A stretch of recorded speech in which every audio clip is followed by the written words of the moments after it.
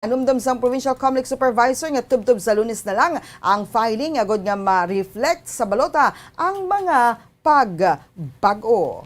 Sa level na wala ko yung kabaton sa any substitution. As of today, kagapo naka-receive kami memo nga we will be open tomorrow to receive ang any substitution sa one. Pero sa Sunday, wala pa kami ka-receive memo kung okay. Substitution ko lang Saturday and Monday. Until, of course, may ma-receive kami memo today, announce tomorrow. Si Negros Occidental Provincial Election Supervisor Attorney Ian Lee Ananoria. Wala sang aspirant sa siyudad sa Bacolod para sa May 9, 2022 elections nga nag-withdraw sang Certificate of Candidacy. 3 adlaw antes magtakop ang period of substitution sa November 15. Si Dervis ang Bombo Radio kay Bacolod City Election Officer Attorney Katrina Trinio Kanya. Wala pa sang substitution nga natabo sa mga nag-file sang COC sa bulan sang Oktubre. Gitpatag ni Kanya nga nagaluntad na lang ang substitution kung may aspirant ka nag-withdraw kag miyembro ini sang isa ka political party. Samtang wala naman sang substitution kung independent ang aspirant. Sa italom sang substitution, ang political party ang magabutang sang substitute nga nagikan man mismo sa partido. Personal naman ang pag-file sang certificate sang pag-withdraw sa opisina sa Commission on Elections. Sunod diriya, tubtob November 15 ang period of substitution agod nga malakip ang ngalan sang kandidato sa balota. Sara maka-file sang certificate of withdrawal halin alas 8 sang aga tubtob alas 5 sang hapon. Lunes tubtob Sabado. Ang last day natin is November 15. And the substitute should come from the same political party. Bali, ang pag-withdraw sa imo COC is personal din siya na mag-file ka sa imong certificate of withdrawal or withdrawing certificate na gina-withdraw niya ang iyang COC. Nabatian si Bacolod City Election Officer Attorney Katrina Trinio Kanya. Ginpasalig sang presiding officers ang sangguniang panlalawigan sa Negros Occidental nga ipasarna sa mga ini sa sesyon sa Martes ang proposed 2022 provincial budget nga kapin sa 5.9 billion pesos. Madumduman nga ginpatigayon sa Nobyembre 10 ang uri nga budget deliberations sang Committee on Budget sa sangguniang panlalawigan kung sa dinisa sa gintutukan amo ang Hospital Operation Department. So kay Negros Occidental Vice Governor Jeffrey Ferrer, ginasiguro sa mga ini nga kompleto, bastante kagula sa mga problema sa operasyon sa mga ospital ilabi na nga may COVID-19 pandemic. Pahanumdum sang busy gobernador na kinahanglanon ang medical attention sa mga Negrense. Bisan pa nagakakita na ang pagnubo sang COVID-19 cases. Samtang ginpasalig naman ni Ferrer nga sa masunod nga sesyon sa Martes, tinguhan sa mga ini nga mapasal sa third kag final reading ang proposed provincial budget. Suno kay Ferrer, mas temprano sa karon nga naaprobahan ang budget kung ipangit sa nakaligad nga tuig. Pasalig pa sini nga wala pag-iban sa gin-endorso nga 5.9 billion pesos nga budget para sa 2022. The last session for the budget. On schedule kami, wala iya delay. Mas advance gani subong approval sa budget sa proposed budget for 2022. Remember last year, late November ang gani. Yung second week of November. Ang mga problema tayo, pandemic, ilan ang serbisyo sa health, ang response sa mga constituents it should be ilan mayo. Si Negros Occidental Vice Governor Jeffrey Ferrer. Ginatag sang Land Transportation Office nga hindi requirement sa pagkuha sang driver's license sa periodic medical examination o kon PME. Kung ginakuha ni kung makakuha na sang lisensya. Si Dervis ang Bombo Radio kay Attorney Alan Sacramento, pinuno sang Operations Division sang LTO Region 6. Ang nakakuha sang lisensya nga valid sa sulod sang 5 ka tuig ang magapaidalom sa PME. Sa ikatatlo nga birthday halin sa issuance sang lisensya. Ang ginisyuhan naman sang lisensya nga valid sa sulod sang napulo ka tuig ang magapaidalom sa PME. Sa ikaapat kag ikapito nga birthday halin sa year of issuance. Suno kay Sacramento, tanan nga driver ang dapat nga mag-comply diri bangod ang kapaslawan nga magpaidalom sa PME ang equivalent sa suspension sang lisensya. Pending sang compliance, ang nagaposes sang lisensya ang sarang makakadto sa accredited medical clinic o kung sa government clinic gold ba certified nga safe pa sila nga mag-drive. Mangod gina-check diri ang mata kag physical disability. Ma-release man sa sulod sa isa ka adlaw ang medical certificate.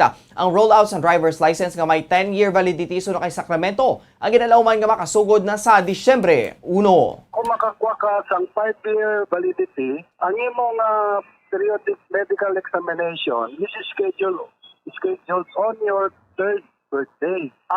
Kung 10-year validity ka naman, it is on the 4th and 7th birthday.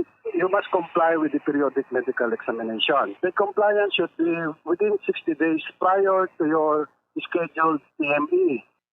Nabatian si Attorney Alan Sacramento ang pinuno sa Operations Division ng LTO Region 6. Oras sa Bombo Radio Philippine Standard Time, 21 minutos na nakaligad sa tak ng alas 6 sa aga. Sa ibang balita lokal, ginakilala ni Negros Occidental Provincial Police Office Director Police Colonel Romy Palge ang bagong Philippine National Police o PNP Chief Police Lieutenant General Leonardo B. Carlos bilang leader nga may character, competence kag kredibilidad. Pasalig sang Police Provincial Director nga magapadayon nga magatrabaho mga kapulisan sang maayo. Patag sini nga ang character, competence kag credibility among battle cries ang tanan nga mga leader sa PNP kag ini ang nakita man ni Department of the Interior and Local Government o kon DILG Secretary Eduardo Anyo kay Police Lieutenant General Carlos gani iya ini nga girekomendara gud mangin PNP Chief pahanumdom sini nga kaangay man ang personalidad ni Police General Guillermo Eliazar nga nagritero na sa serbisyo. Suno kay Palge,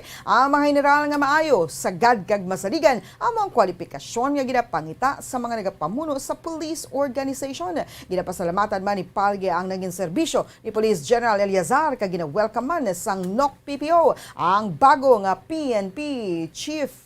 Sir Carlos po, si leader with character, competence, and credibility. Kaya aasahan natin na ang kapulisan ay patuloy na maging mahusay, maaasahan po ang battle cry actually sa tingin ko na-recommend ng ating SILG dahil nakikita sa kanya yung battle cry na gusto ng ating SILG sa kapulisan. Ang kapulisan dapat ay matino, mahusay at maaasahan. Si NOC PPO Director Police Colonel Romy Palge. Nagpanumdum ang 3rd Infantry Division sa tanan nga mga soldado nga nasakupan siniya nga gamiton sa husto ang government-issued firearm o kung kaugalingon man nga armas lutang nga ginadala. Ining kasunod sa nga pagpanglutang ni Sergeant Lito Valdivieso sa Barangay 1, Cabancalan City sa Miyerkules ang gabi kung sadain. Napatay ang 15 anyos nga dalagita nga nasalabat sang bala samtang pilaso naman ang tupad balay si Felix Istomo. Sinervis ang Bombo Radio kay 3rd IED Commander Major General Benedek Arevalo. Hindi maayo ang ginhimo ni Valdivieso bangod ang armas ang para sa kontra sa estado kag hindi para sa mga inosente. Sunod rin magluwas sa dismissal sa serbisyo. May criminal charges pagid nga tubangon si Valdivieso sa criminal court. Bangod siniya, nagpandom si Arevalo sa tanan nga mga soldado nga gamito ng armas sa husto nga panahon. Dapat man suno sa iya nga i-practice ang maximum tolerance sa tanan nga oras. Bangod kanugon lang ang ginapangabudayan kung ma-discharge sa organisasyon. Nagpalabot man si Arevalo sa simpatiya sa pamilya sa napatay nga dalagita. Kadungan sa pasalig nga maagom sa mga ini ang hustisya nga ginhimo sang soldado. Sa ukon sa hustisya sa ginhimo sang soldado, si Valdivieso ang miyembro sang 94th Infantry Battalion. Harapin ito ng ating kasamahan at sigurado ako na bukod sa madi-discharge siya ay meron pa siyang kaso nga harapin sa ating civil courts. Papaalala tayo muli sa ating mga sandaluhan, ang ating disiplina ay pamaliging laging nandyan at kailangan na marunong tayong gumamit ng ating armas sa tamang panahon lamang. Nabatian si Major General Benedek Arevalo, ang commander sang 3rd Infantry Division. Kag sa katapusan na nga balita lokal, excited nga nagpadulong sa istasyon sang Bombo Radio Bacolod ang anay college professor nga tagpasakop sa 1-2 panalo part 20 promo sang Bombo Radio kag Star FM matapos ini babatian nga siyang isa sa mapalaron nga daily winner. Suno kay Manase Digdigan, 71 anyos, residente sang Barangay Takuling, Bacolod City. Ang paghimo sang entries na lang sa karon amo ang iya nga kalingawan. Kag siyang 40 katuig naman nga nagapasakop sa mga promo sang Bombo Radio. Ang tagdaog, ang anay business professor sa Carlos Delgado Memorial State College apang retired na sa pagtudlo. Ginpasalamatan man zini ang istasyon matapos nga ginbaton ang 500 pesos nga cash kag balor 650 pesos nga grocery items. Nagpang-ag naman ini sa mga tagpalamating magpasakop man sa promo agud magdaog kaangay niya. Nga salamat sa Bombo Radio o sa mga sponsors siya. Anong imo nga ginakabisihan sa bong sir? Panghimo sang kuan sang raffle entry. Ginaagda ko man ang tanan nga nagapalamati dira nga pagpasakop man sa mga promo sang Bombo Radio. Kay ari sigurado magadaog kamo. Sa radyo? Bombo number 1.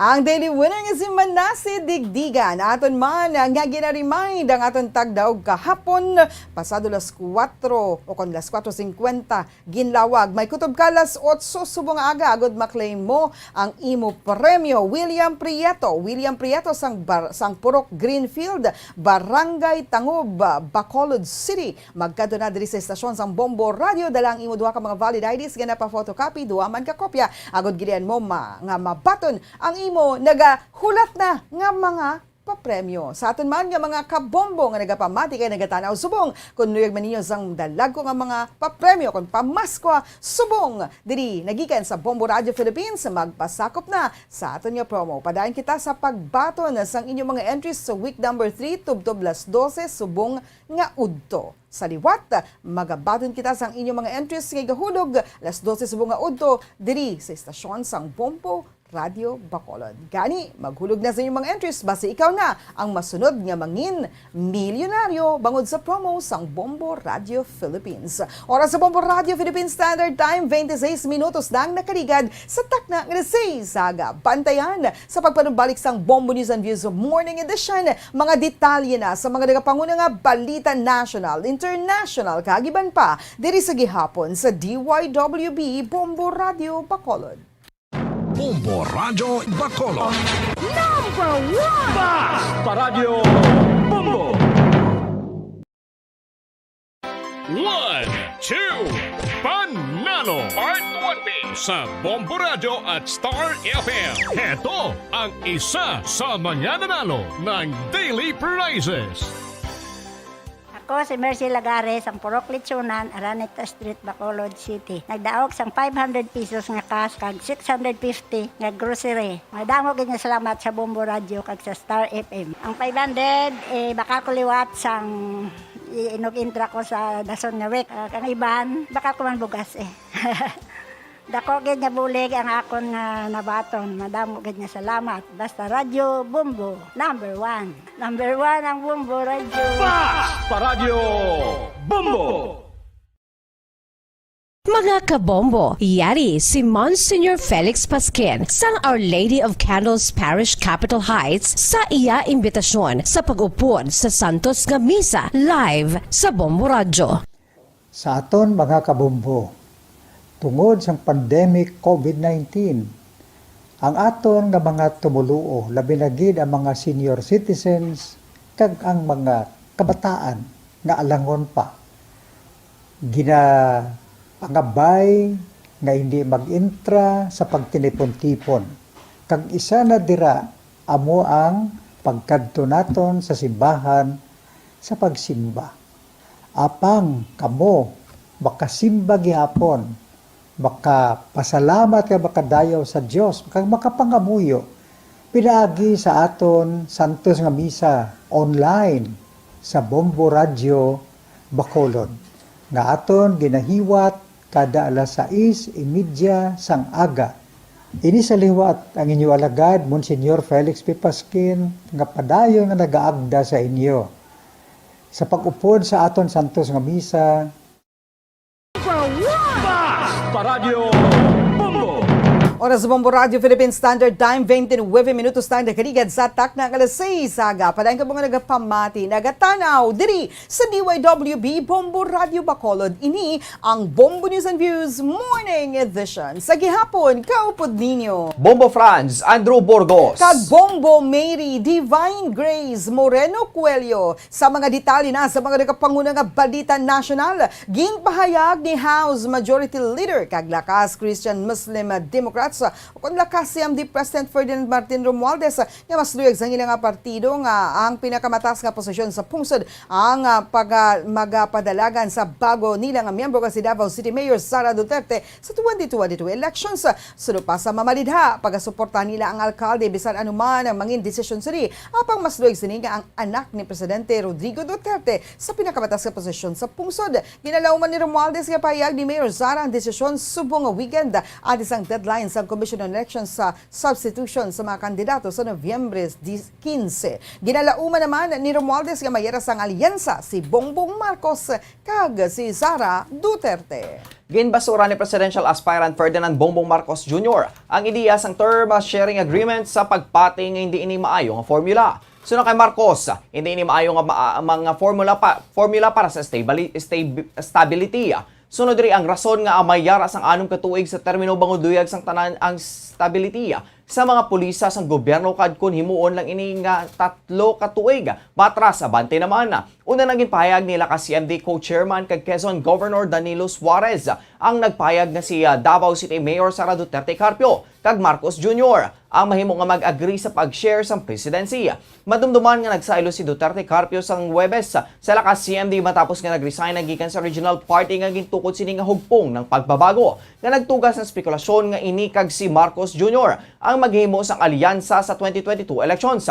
Samtang sila ka CMD Party Chairman Representative Martin Romualdez Jr. ang naging pamalibaran ng ideya sang term sharing. Ginpahayag ni Vice President Leni Robredo nga ang term sharing para sa presidency kag vice presidency ang unconstitutional. Ining reaksyon ni Robredo sa suwestyon sang Quezon Province Governor Danilo Suarez nga si Davao City Mayor Sara Duterte kag Senador Bongbong Marcos Jr. ang dapat nga mag-share sang 6-year presidency. Si Suarez ang stalwart sang lakas CMD ang nagpahayag nga ang magadaog bilang presidente ang magapungkuman nga vice president matapos ang 3 katuig. Suno pa diri ini ang mangin senaryo kung si Sara Duterte kag Marcos ang magadaog. Suno kay Robredo ang term sharing sa presidente kag vice-presidente hindi mahimo bangod sa idalom sang konstitusyon ginbutuhan sila para sa 6 katuig. Nebroan nga si Sara ang anak ni Presidente Rodrigo Duterte ang nagbuyana sa iyang regional party nga hugpong ng pagbabago sa Huwebes kag nag-upod sa national party nga lakas sa CMD sa parehong adlaw. Bilang miyembro sa National Political Party kang isang lakas CMD, mahimo nga makasubstitute si Sara kay Ana Velasco kag Lyle Fernando Uy nga nag-file sa Certificate of Candidacy o COC para sa presidente kag vice president si dalom sang lakas CMD para sa 2022 elections. Ang deadline agud nga malakip sa mga magpadalagan via substitution sa Nobyembre 15. Ginpahayag ni Senator kag Presidential Aspirant Manny Pacquiao kahapon nga ang meeting kaupod kay Presidente Rodrigo Duterte kag Malacañang Palace sang Martes ang gabi ang wala ginalauman. Suno kay Pacquiao, ang meeting nga gin-arrange sang close friends ni bangod luyag siya nga istoryaho ni Duterte. Gani nagpadulong man ini sa Malacañang kag nakibot man ang presidente. Matapos niya nga padulungan bangod wala man ini nakaibalong nga may meeting sila. Suno pa sa senador, may mo nga may nag-arrange sa sang meeting nila nga pareho sila nga wala makahibalo. Yung paig man sini nga wala nag-istorya ang presidente angon sa politika, kundi angot lamang sa Mindanao Development. Suno pa diri wala man ini nakabatsyag nga ginapatalang ini sa wala ginalauman nga development apang leksyon na ini nga dapat sa masunod kinanglan nga siguro na. Kag sa katapusan na nga balita national, napaslawan si Presidential Spokesperson Harry Roque nga makapungko sa International Law Commission. Ini ang matapos nga kontrahon sa kasubong sa nga mga abogado nagikan sa nagkalain-lain nga mga pungsod. Sa giparigan nga butuhan natapos kaina sang kaagahon, may rasang 87 sa kabugusan nga 190 o kon 119 United Nations member states ang nagpabor sa nominasyon ni Roque. Nagpangunang India, Thailand kag Japan nga nakakuha sang 150 nga mga boto samtang Vietnam, China, South Korea, Cyprus kag Mongolia kung sa din na siguro ang ilang mga pagpungko sa ILC. Si Roque ang may pinakamanubo nga boto nga nakuha sang 11 ka mga pungsod na may tinutoy nga mangin kabahin sang 8-seat Asia Pacific Bloc. Magduwa sa Pilipinas napaslawan man nga makakuha sang pwesto ang mga representante sang Lebanon kag Sri Lanka. Pinakadlawan di sang botohan nagsulat ang 150 ka mga abogado nagikan sa mga pungsod nga UN member states nga nagakontra sa ILC bid ni Roque. Pila ka mga rason sa ini ang pagdepensa kay Presidente Rodrigo Duterte sa kampanya sini siligal nga droga nga mahinay nga pagsabat sa pandemya. Oras sa Bombo Radio Philippines Standard Time, 34 minutos lang nakarigad sa takna ng alas 6 sa aga. Saylo kita sa mga detalye na sa mga nagapanguna nga balita international. Kadto kita sa Glasgow, Scotland. Mahimo nga ma-extend subunga daw ang Conference of Parties 26 sa ukon na COP o kon COP26 nga ginapatigayan sa Glasgow, Scotland. Suno kay Alok Sharma, ang COP26 President, mayera sang nabilin nga magagmay nga issues nga wala pa ma-resolve. Ginpahigman ni Sharma sa informal plenary agod ma-update sa mga delegates nga niya ang collective moments sa maragta sini ang kahigayunan agod nga mag-forge sang matinlo, healthier kag mas nga more prosperous nga kalibutan. Kaginiman ang tiyon agod nga maghimo sang mas mataas nga ambisyon nga gintalana sa mga lidera sa pagsugod sang summit gani dapat magbangon sa okasyon. Gin-report man sini nga mga ministro nagatrabaho tubtob magtungang gabi agod nga diskusyonan ang finance, laws kag karitan kag susubungan. Ginpaig sini ang sincero niya nga tinutuyo nga makakuha sang final agreement antes matapos ang adlaw. Sa bayan sa pungso na Afghanistan, 3 ang patay kay nagdangat sa 15 ka mga tawong pilason sa natabong nga pagsigabong sa sulod sang moske sa Spingar District sang Nangarhar Province sa Eastern Afghanistan. Sunod sa isa ka witness nga nablos ang isa sa mga napilasan. 15 ka mga tawo nga pilason ang nakita siniya. Nakip ng isa ka imam nga nagapanguna sa pagpangamuyo sang natabo ang pagsigabong.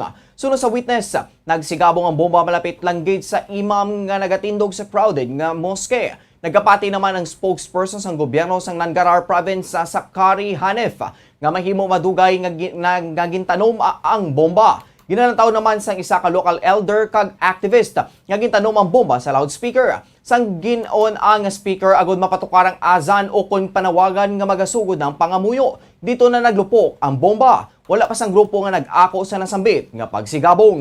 Kag sa katapusan nga balita international sa Austria, istrikto ang gobyerno sang Austria sa mga wala pa natublukan sang COVID-19 vaccines. Ang nasabit katikang ang bangod sa mahinay nga ginapatigayon nga pagbakuna sa mga residente sa nasambit nga pungsod. Ginpayag ni Austrian Chancellor Alexander Schallenberg nga ipatuman ang stay-at-home order sa mga unvaccinated sa tiyon nga magdanga sa 30% ang intensive care beds bangod sa COVID-19. Sa karon, nagdangat na sa 21 kung 21% ang ICU occupancy rate sa tuman sa Austrian Agency for Health and Food Safety. Nauna na nga ginadumilian ng mga unvaccinated ng mga residente nga magpadulong sa mga entertainment venues, restaurants, hairdressers, kaiban pa nga mga pampubliko nga mga lugar. Isa ang Austria sa may pinakamanubok nga nabakunahan nga nagdangat lamang sa 65%. Para sa aton nga business news, ginpaandaman sa Department of Agriculture o DA ang publiko batok sa pagbakal sang smuggled vegetables nagikan sa China. Nagpagawa ang pagpaandam ang DA matapos nga makonfiscate ng linibo ka mga smuggled nga utan sa warehouse sa Malabon sang Huwebes. Ginraid sa mga opisyales ng PNP, Bureau of Customs kag DTI ang warehouse ng Unican Compound sa Governor Pascual Avenue sa Barangay Catmon, kung saan nakita ang mga truck nga may karga sang smuggled nga mga utan. Sunod sa DA report, kabugsan nga 7 ka makeshift reefer containers ang nasapuan sa sulod sang warehouse. 3 dring nagaunod sang carrots, broccoli kag red onions nagikan sa China nga ginabanta nga nagabalor sang 4.7 million pesos. Ginpahig man sang ahensya nga ginadumilian sining pag-import sang nasambit nga mga utan. Sa tiyon sang inspection sang DA kahapon, ginmanduanan sang opisyales sang BOC ang pagsirado sang warehouse. Kabugusan nga 8 ka mga individual nga lunsay nga mga caretakers ang ginpaitalom sa kustodiya sang PNP CIDG. Gin-request man sang DA ang Philippine Drug Enforcement Agency nga magpatigayon sang canine sweep sa sulod sang warehouse. Sa tinalikdan nga bulan sang Setyembre, ginlunsyar ni Agriculture Secretary William Dar ang investigasyon sang illegal smugglers. Ginmanduan man sini ang Bureau of Plant Industry nga magpatigayon sang random nga investigasyon sang imported vegetables agud masiguro ang food safety. Para sa aton nga foreign exchange rate, ang isa ka US dollar may baylo nga 50 pesos and 19 centavos. Ang isa ka Singaporean dollar may baylo nga 37 pesos and 6 centavos. Ang isa ka Hong Kong dollar may baylo nga 6 pesos and 44 centavos. Ang isa ka euro may baylo nga 57 pesos and 46 centavos. Ang isa ka Saudi Arabian real may baylo nga 13 pesos and 38 centavos.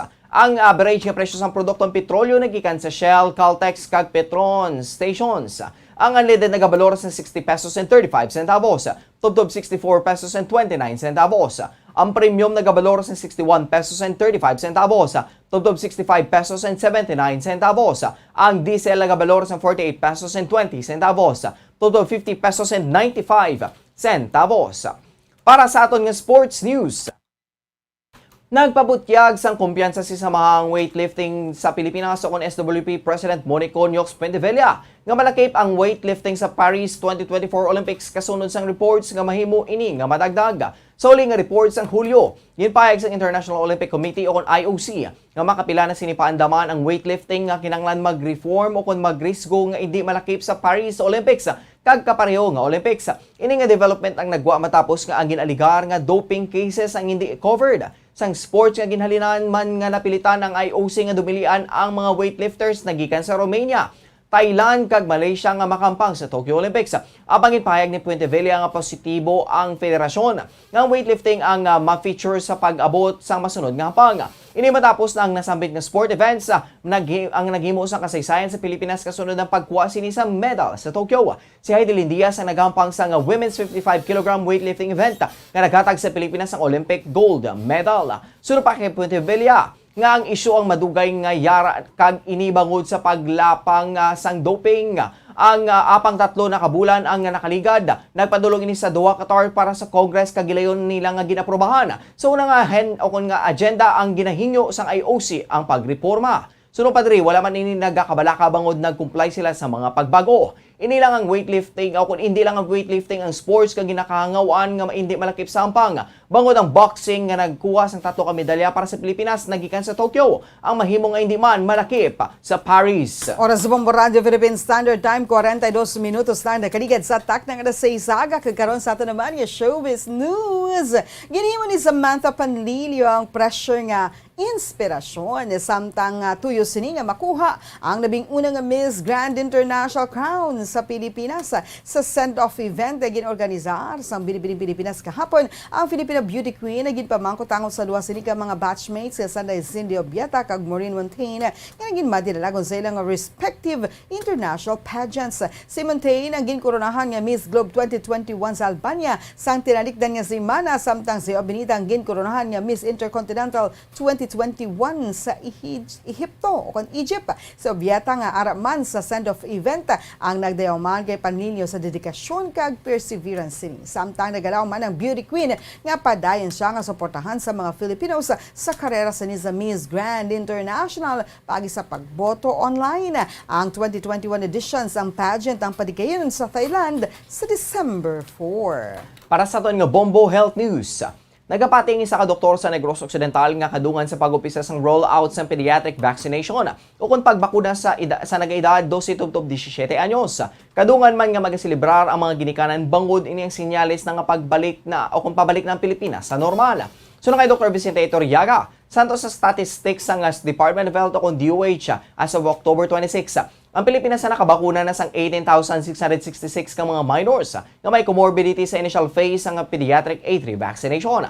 Impayag man sang doktor nga ang Center for Disease Control o CDC mismo nagarekomendar na sa pagbakuna sa 5 to 11 years old apang Pfizer vaccine palang ang ginapahanugutan para sa mga kabataan. Panawagan sa CDC nga kung mahimo nga mapadasing ang pagbakuna kag hindi na mag-uyang pa sang tiempo bangon sa ang COVID vaccine sang nagagi sa intensive care o kung ang mga ini nga mabakunahan. Panumdum sang doktor nga kung ang kabataan nga walang mabakunahan ang matapikan sang virus, mahimo ang mga ini nga maospital, mangin kritikal, mapatay o kung makakon sang long-term COVID complications. Patag sining ang sintomas ang mahimo nga maglawig sa sulod sang malawig na binulan. Ini ang kabahin lang sang rason kung nga tuman ka importante ang makabaton sang bakuna sa doktora. Kalakip na sa long-term complications sa mong kakapoy, pagpalanakit sang joints, muscle pain, pagsakit sang ulo samtang ang lungs naman ang mangin fibrotic.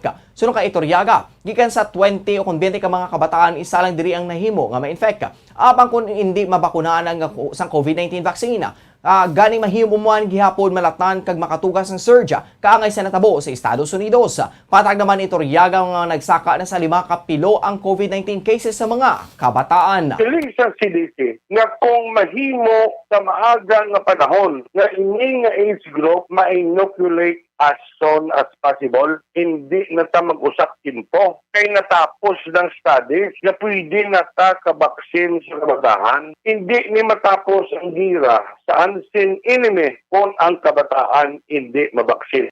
Nabatian si Dr. Vicente Itoriaga. Oras sa Bombo Radio Philippine Standard Time, 45 minutos na nakarigad sa tak ng alas 6 saga. Kagkaroon sa ito naman nga balitang espesyal. Mahimo nakakita na kita o nakabati sa mga kahoy nga nagapamungas ang nanarisari nga prutas sa mga fairy tales kag pelikula. Apang makapati ka balakon, makakita ka sini sa personal. Isa ka Australian gardener nakakuha sang Guinness World Record matapos madilalagon nga magpatigayon o kon mapatigayon ang grafting sa 5 ka mga nanarisari nga prutas sa isa lang kapuno sang kahoy. So kay Huzam Saraf sang si Parton Victoria nga nahimo sini nga mag-graft ang napulo ka mga nanarisari nga prutas sa isa kapuno sang kahoy sa nga ugsaran apang ginhambalan nini sang Guinness World Record nga indi tanan sa mga ini ang makabiglain nga sa isang kahoy. Ang puno sang kahoy ni Saraf ang nagbunga sang puti kag yellow nga nectarines, puti kag yellow nga peaches, blood kag yellow nga plums, peach cuts,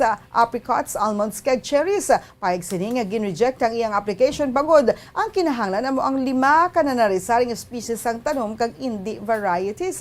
Ginhambalan ni sang Guinness nga natay lang ni Saraf ang record nga 5 ka prutas nga ginset ni Luis H. Carrasco sang Chile. Apang sa pagpadayon sang review nakita nga duha sa mga prutas ni Carrasco ang ginalakipan sa peaches kag nectarines ang makabig nga isa lang ka species gani nagnubong record sa ni sa 4 bangod zini ang bagong record ang ginahatag kay Saraf. So pa kay Saraf nga kon kaysa kinahanglan ng gid ang magsugilanon. Ginpahayag sini sa Guinness nga ang iya nga puno sang kahoy ang simbolismo sang peaceful coexistence kag magserbi bilang halimbawa sa pagkabuhi sa lulupod nga may kaupod nga respeto kag pagbaton sa nagkalain-lain nga sosyedad. Oras sa Bombo Radio Philippine Standard Time, 46 minutos na nakaligid sa tak ng alas 6 sa aga. Karon sa ito naman nga balita sa lakat sang panahon. Ang shear line o ng tailends ang frontal system ang nag-apekto sa eastern section sang northern Luzon. Ang northeast monsoon ang nag-apekto sa northern Luzon. Ang eastern Visayas, central Visayas, Palawan, Albay, Masbate kag Sorsogon ang maka-eksperyensya sa magulugalumon nga kalangitan nga may lapta-lapta nga pagulan kag pagpanaguob dala sa Intertropical Convergence Zone kon ITCZ. Ang Batanes kag Cagayan ang maka-eksperyensya sa magalumon nga kalangitan nga may mahina nga pagulan dala sang shear line northeast monsoon. Ang Ilocos Region, Cordillera Administrative Region kag nabiling nga bahin sang Cagayan Valley ang maka-eksperyensya sa magulugalumon tubtub magalumon nga kalangitan nga may tumalagsahon nga pagulan kon pagpanagob dala sa northeast monsoon. Ang Metro Manila kadabili gabayin sang pusod ang maka-eksperyensya sa magulugal-umon tubtub magal-umon nga kalangitan nga may tumalagsahon nga pagulan kon pagpanagob dala sang localized thunderstorms. Oras sa Bombo Radio Philippine Standard Time 47 minutos ang nakaligid sa tak ng alas 6 saga. Sa ato naman natad sang temperatura Metro Manila 25 to 33 degrees Celsius, 9% ang tsansa sang pagulan. Ang hangin may kapasugon nga 2 kilometros kada oras, mostly cloudy. Sa Naga, 24 to 32 degrees Celsius ang atad sa temperatura. May 9% ka chance sa pagulangan. Ang hangin may kabasgon 5 km per hour, mostly cloudy. Sa Capiz, 26 to 30 degrees Celsius ang atad sa temperatura. 72% ang chance sa pagulan. Ang hangin may kabasgon nga 11 km kada oras, cloudy. Sa Davao, 23 to 31 degrees Celsius ang atad sa temperatura. May 5% nga chance sa pagulan. Ang hangin may kabasgon nga 8 km per hour, clear with periodic clouds. Kag diri sa syudad sa Bacolod, 24 to 32 degrees Celsius ang atad sa temperatura. 47% ang chance sa pagulan. Ang hangin may kabasgon nga 8 km per hour, cloudy. Ang adlaw na butlak na 5:43 kay na sang kaagahon kag bagatulad na 5:22 karon sa kahaponanon. Oras sa Bombo Radio Philippine Standard Time, 49 minutos sa nakaligid sa tak ng alas 6 sa aga. Inyo nabatian ang mga balita nga gindulong sa inyo sang Bombo News Team sang DYWB Bombo Radio Bacolod sa subunga daw sa Sabado, Nobyembre 13, tuig 2021. Kag sa ito naman nga Christmas countdown. 42 days to go before Christmas. Ini ang Bombo News and Views Morning Edition. Kag kami ang inyo nangintag balita. Bombo Franz, Andrew Burgos. Kag Bombo Mary Divine Grace Moreno Coelho para sa Pambansang Radyo ng Pilipinas, consistent overall number 1 sa Bacolod. Basta Radio. Bombo! Kag sa ito ng Bombo News Analysis sa inpadala sa isa kamokod nga tagpalamati sa Bombo Radyo Bacolod, inanggin basa ni Bombo Daniel Lecciones, may tigulo, mangin, maalam. Pila na lang kadlaw kag matapos na ang gintalana. Katapusan nga pizza agod nga ang nagaplano magbulos ang pwede pa. mga kandidato nga napunan sang drama sa pag-file nila sa ila nga kandidatura. Dili sa lokal nga senaryo ginabantayan man, basi may mag-ilog sa mag-amay nga Duterte nga ang abilidad hindi malabawan. Kuno abi hindi interesado magpadalagan, apang sa katapusan ang posisyon daw paginmatyan. Sa sining panahon nga madamo sang abilidaran, nangin mapus na lang ang paghaylo sa mga katawan. Pasaligon lang sang tagalumapaw, pag-abot sang binutuhay, imungalan ang magalabaw. May ara ganing nga hinali lang nag-ulhot, ara siya dayon kung may problema sa palibot. Sa pananawan sa mga mapinatihon siya isa ka baganihan. Apang sa mga nakaintindi, kabigon ini nga isa kasahi sa pagpatalang. Gani dapat kita mangin maalam. Sa subong nga mga ginios-gios, basi ikaw ang matiplang. Sala nga tao sa baluta, ang imo mabutang. Ang ini nga panguna-una ang pananawan ang ipadala ni Gerardo Rubiato sa Barangay Bata, Bacolod City. Sa mga tagpalamati isang Bombo Radyo Bacolod, pwede man kamo magpadala sang inyo panghuna-huna kag pananawan sa Bombo News and Views Morning Edition. Care of DYWB Bombo Radyo Bacolod, CBS Development Corporation Building, Lacson Street, Mandalagan, Bacolod City. O kung pinaagi man sa email address sang Bombo Radyo Bacolod, bombo_bacolod@bomboradyo.info. Bombo Radyo Bacolod. Number 1! Paradyo Bombo. Nakahibalo-bala ka mo nga sunod sa latest statistics ng World Health Organization o WHO nga kapinakaroon sa 800,000 ka mga tawang nagakapatay kada tuig bangod sang paghikog. Kag, ang suicide among isa sa mga leading causes sang kamatayon sa mga pamatanon nga nagapang-idaron sang 15 tub 19 anyos. Paano naton mabuligan ang aton mga teenagers in distress o kung mga pamatanon nga makabig suicidal? Yari ang pila ka mga tikang. Mangin sensitibo sa mga tawo nga ginaduhaduaan nga may plano nga mag-suicide. Kung may maobserbahan o kung makitaan nga mga senyales, hindi ni pagbaliwalaon nilabi na kung makitaan nga depress ang pasyente. Maghatag sang panahon nga kamustahon ini, istoryahon kag pamatian kung ano ang mga hibubunot sini kag kung ano ang mga yara sa balatyagon sini. Listen non-judgmentally. Kung masanag ang senyales nga may plano ini nga utason ng kabuhi, ikaw nga nakahibalo dapat nga hindi ini pagsekretohon. Mangayo sang bulig ilabi na gid sa mga ginikanan sini. Hindi pagbayaan ang natungdan nga nagahisahanon and seek immediate support from health services. Suicide is preventable. Magmangin sensitibo kita sa atong isig kapareho kag handa nga maghatag sang panahon kag bulig kung ginaginahanglan. Mga kabombo, yari si Monsignor Felix Pasquin sang Our Lady of Candles Parish Capitol Heights sa iya imbitasyon sa pag-upod sa Santos nga Misa live sa Bombo Radyo. Sa aton mga kabombo, tungod sang pandemic COVID-19, ang aton nga mga tumuluo, labi na gid ang mga senior citizens kag ang mga kabataan nga alangon pa. Pangabay nga hindi mag-intra sa pagtinipon-tipon. Kag isa na dira amo ang pagkadto naton sa simbahan sa pagsimba. Apang kamo makasimba gihapon, makapasalamat ka makadayaw sa Dios, makapangamuyo. Pinaagi sa aton Santos nga Misa online sa Bombo Radyo Bacolod. Nga aton ginahiwat kada alas 6:30 sang aga. Ini sa 5 dekada nang nagtatanggol sa mga mamamayan. Patuloy na nagsasaliksik at mabilis maghatid ng mga balitang siksik at malaman. Patuloy na nangunguna sa mga issue, drama, promo at serbisyo publiko. Ito ang Bombo Radyo Bacolod, ang pambansang radyo ng Pilipinas. Paradyo Bombo! Bombo Radyo Bacolod. Number 1! Paradyo Bombo! 8 minutos ang nabilin antes ang alas 7 sa aga. Welcome diri sa pagpangalaga sang Bombo Report Second Edition adlaw sang Sabado, petsa 13 sa bulan sang Nobyembre sa mga tig 2021. Ikaduhang adlaw sang Sabado sa ka-11 nga bulan sa mga year 2021. Sabong aga mangin kaupod si Bombo Erlin Bayonita. Ubdanay kita asala sa siyate ang takna sabong aga sa pagdulong sa inyo sa dugang mga balita lokal. Mga nabalaga sa ating mga police station sa diri sa maya syudad sa Bacolod, kalakip na sa probinsya sa Negros Occidental.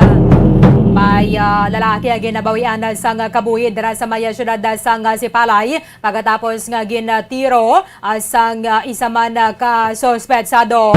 Ginatumod pa sa nga mga otoridad kung ano ang motibo sa sining nasambit nga krimen sa piyakalinya. Dugang mga detalye sini with Bomboliani Zil Minardo. Bomboliani sa report. Come in. Tapos iningagin luthang Bombo Erlin. So ang biktima ini kilala kay Gary Rivero Lavilla. Gary Rivero Lavilla, 32 anyos, sa sitio Bilasay, Barangay Manlukahok, Syudad, sa Sipalay, Bombo Erlin. So sunod sini sa investigasyon sa mga kapulisan Bombo Erlin, ang biktima ang nagainom-inom upod sa iyang himata, kag ang saksi sa nga natabo ang pagpanguthan dito sa may sitio Indangawan, Barangay Manlukahok, pasado alas 9 sa gabi Bombo Erlin. So ang igo ini sa nawalang bahin sang ulo, sang ginluthang no, ako na amo ini ang gintunaan sang gilayon nga kamatayon ni Gary Rivero Bombo Erlin. So suno sini sa panaysayon sang saksi, may nagtawag ini sa isa ka persona ako na sa biktima agod pag-umaon ini sa dalan apang hinali na lang ini nga gintiro Bombo Erlin. So sa karon Bombo Erlin, padayon pa ini ang investigasyon sang kapulisan kung sino ini ang sa likod Bombo Erlin kag kung ano ini ang motibo sa pagpangluthang patay sa biktima Bombo Erlin. Din siya ganyan na igo, Bombo Lian. Yes, sa ulo ini siya na igo Bombo Erlin. Kaga mo ini, yes, correct ka Bombo Erlin. Sa nawala nga bahin sini sa iya nga ulo. So, tapado gid no, Bombo Lian? Amo gid kani Bombo Erlin basta ulo na ang maigo. Kan isa lang din sa kabala, Bombo Erlin, o kung nakapila sa imong maangkon mo kay ara ka na sa critical stage, o kung na sensitibo ng bahin sang parte sila sa imong malawas ang ulo Bombo Erlin. So, aduwa-duwa gini na nga makaluwas so amo ini Bombo Erlin nga napatay din ang biktima Bombo Erlin. Okay, so pero kilala niya man lang na, di ba ang nagatiro? Bombo Erlin, so sunod sa panaysayon, no, kag sa investigation man, nga may nagtawag sa iya nga pagmaon sa nandito na hinali nga gintiro sa dayon. So may posibilidad Bombo Erlin nga kilala ya ini. May nagtawag hindi man siya goro Bombo Erlin magwa kung hindi niya kilala ini nagtawag sa iya. Or nantiktika na bing dira siya nag-inom. Yes, sa correct da Bombo Erlin, no. Nagolkada nang ini siya nga gintiro dayon sa pagwa niya na.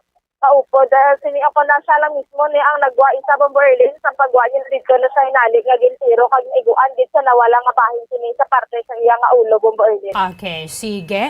Ganami aton na panahon no, Bobolyan.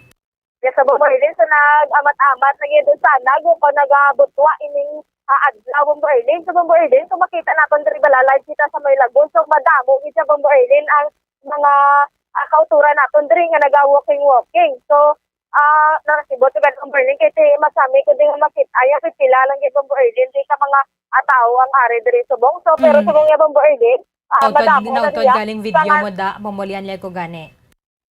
Yes, amo ini Bombo Erlin ang sitwasyon diri subong kay may nagazumba-zumba dira sa may sulod sini sa lagwan na Bombo Erlin.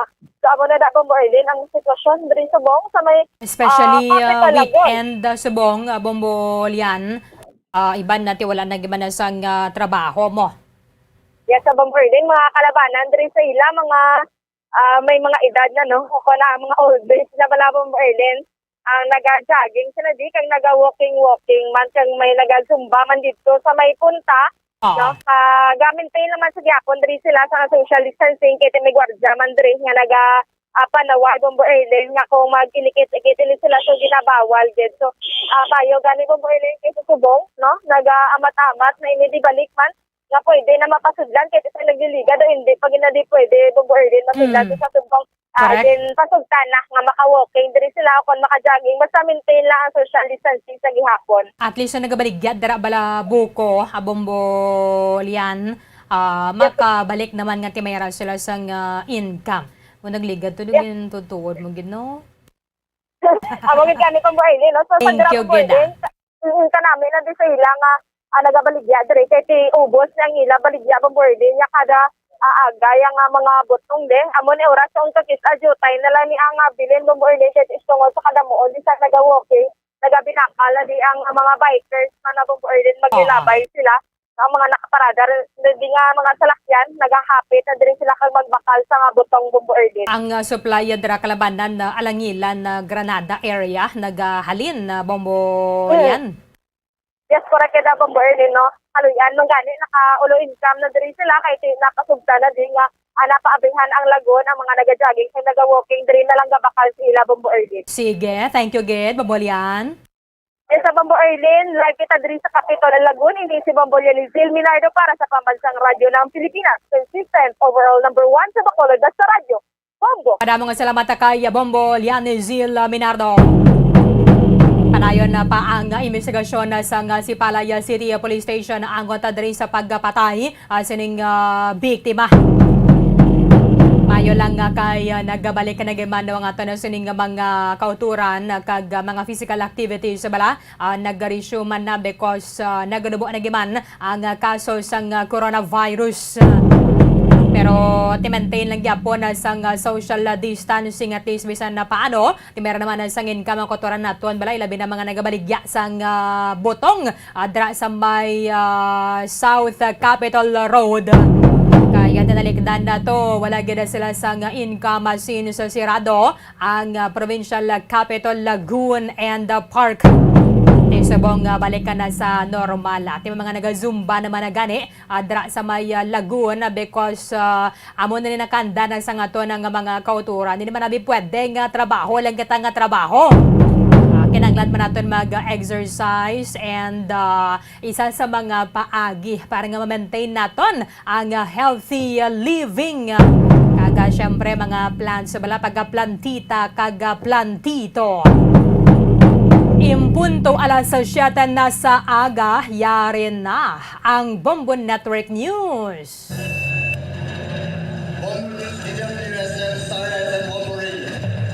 At ngayon, tagapagbalita. Magandang umaga Pilipinas, anumang oras sa buong mundo, narito ang Bombo Network News Morning Edition, Nobyembre 13, 2021. Napapanood din tayo ng live sa Facebook at YouTube channel ng Bombo Radio Philippines sa ulo ng ating mga balita. Sa international news, yung malaking balita, yung krisis po sa libo-libong mga migrants na stranded pa rin sa border ng mga bansang Belarus at Poland, lumalala, tumindi pa ang lamig at kakulangan din na makakain doon. Update naman sa COP26 Climate Change Summit sa Scotland, mag-o-overtime raw muna sa 2 linggo na rin na puspusang negosasyon.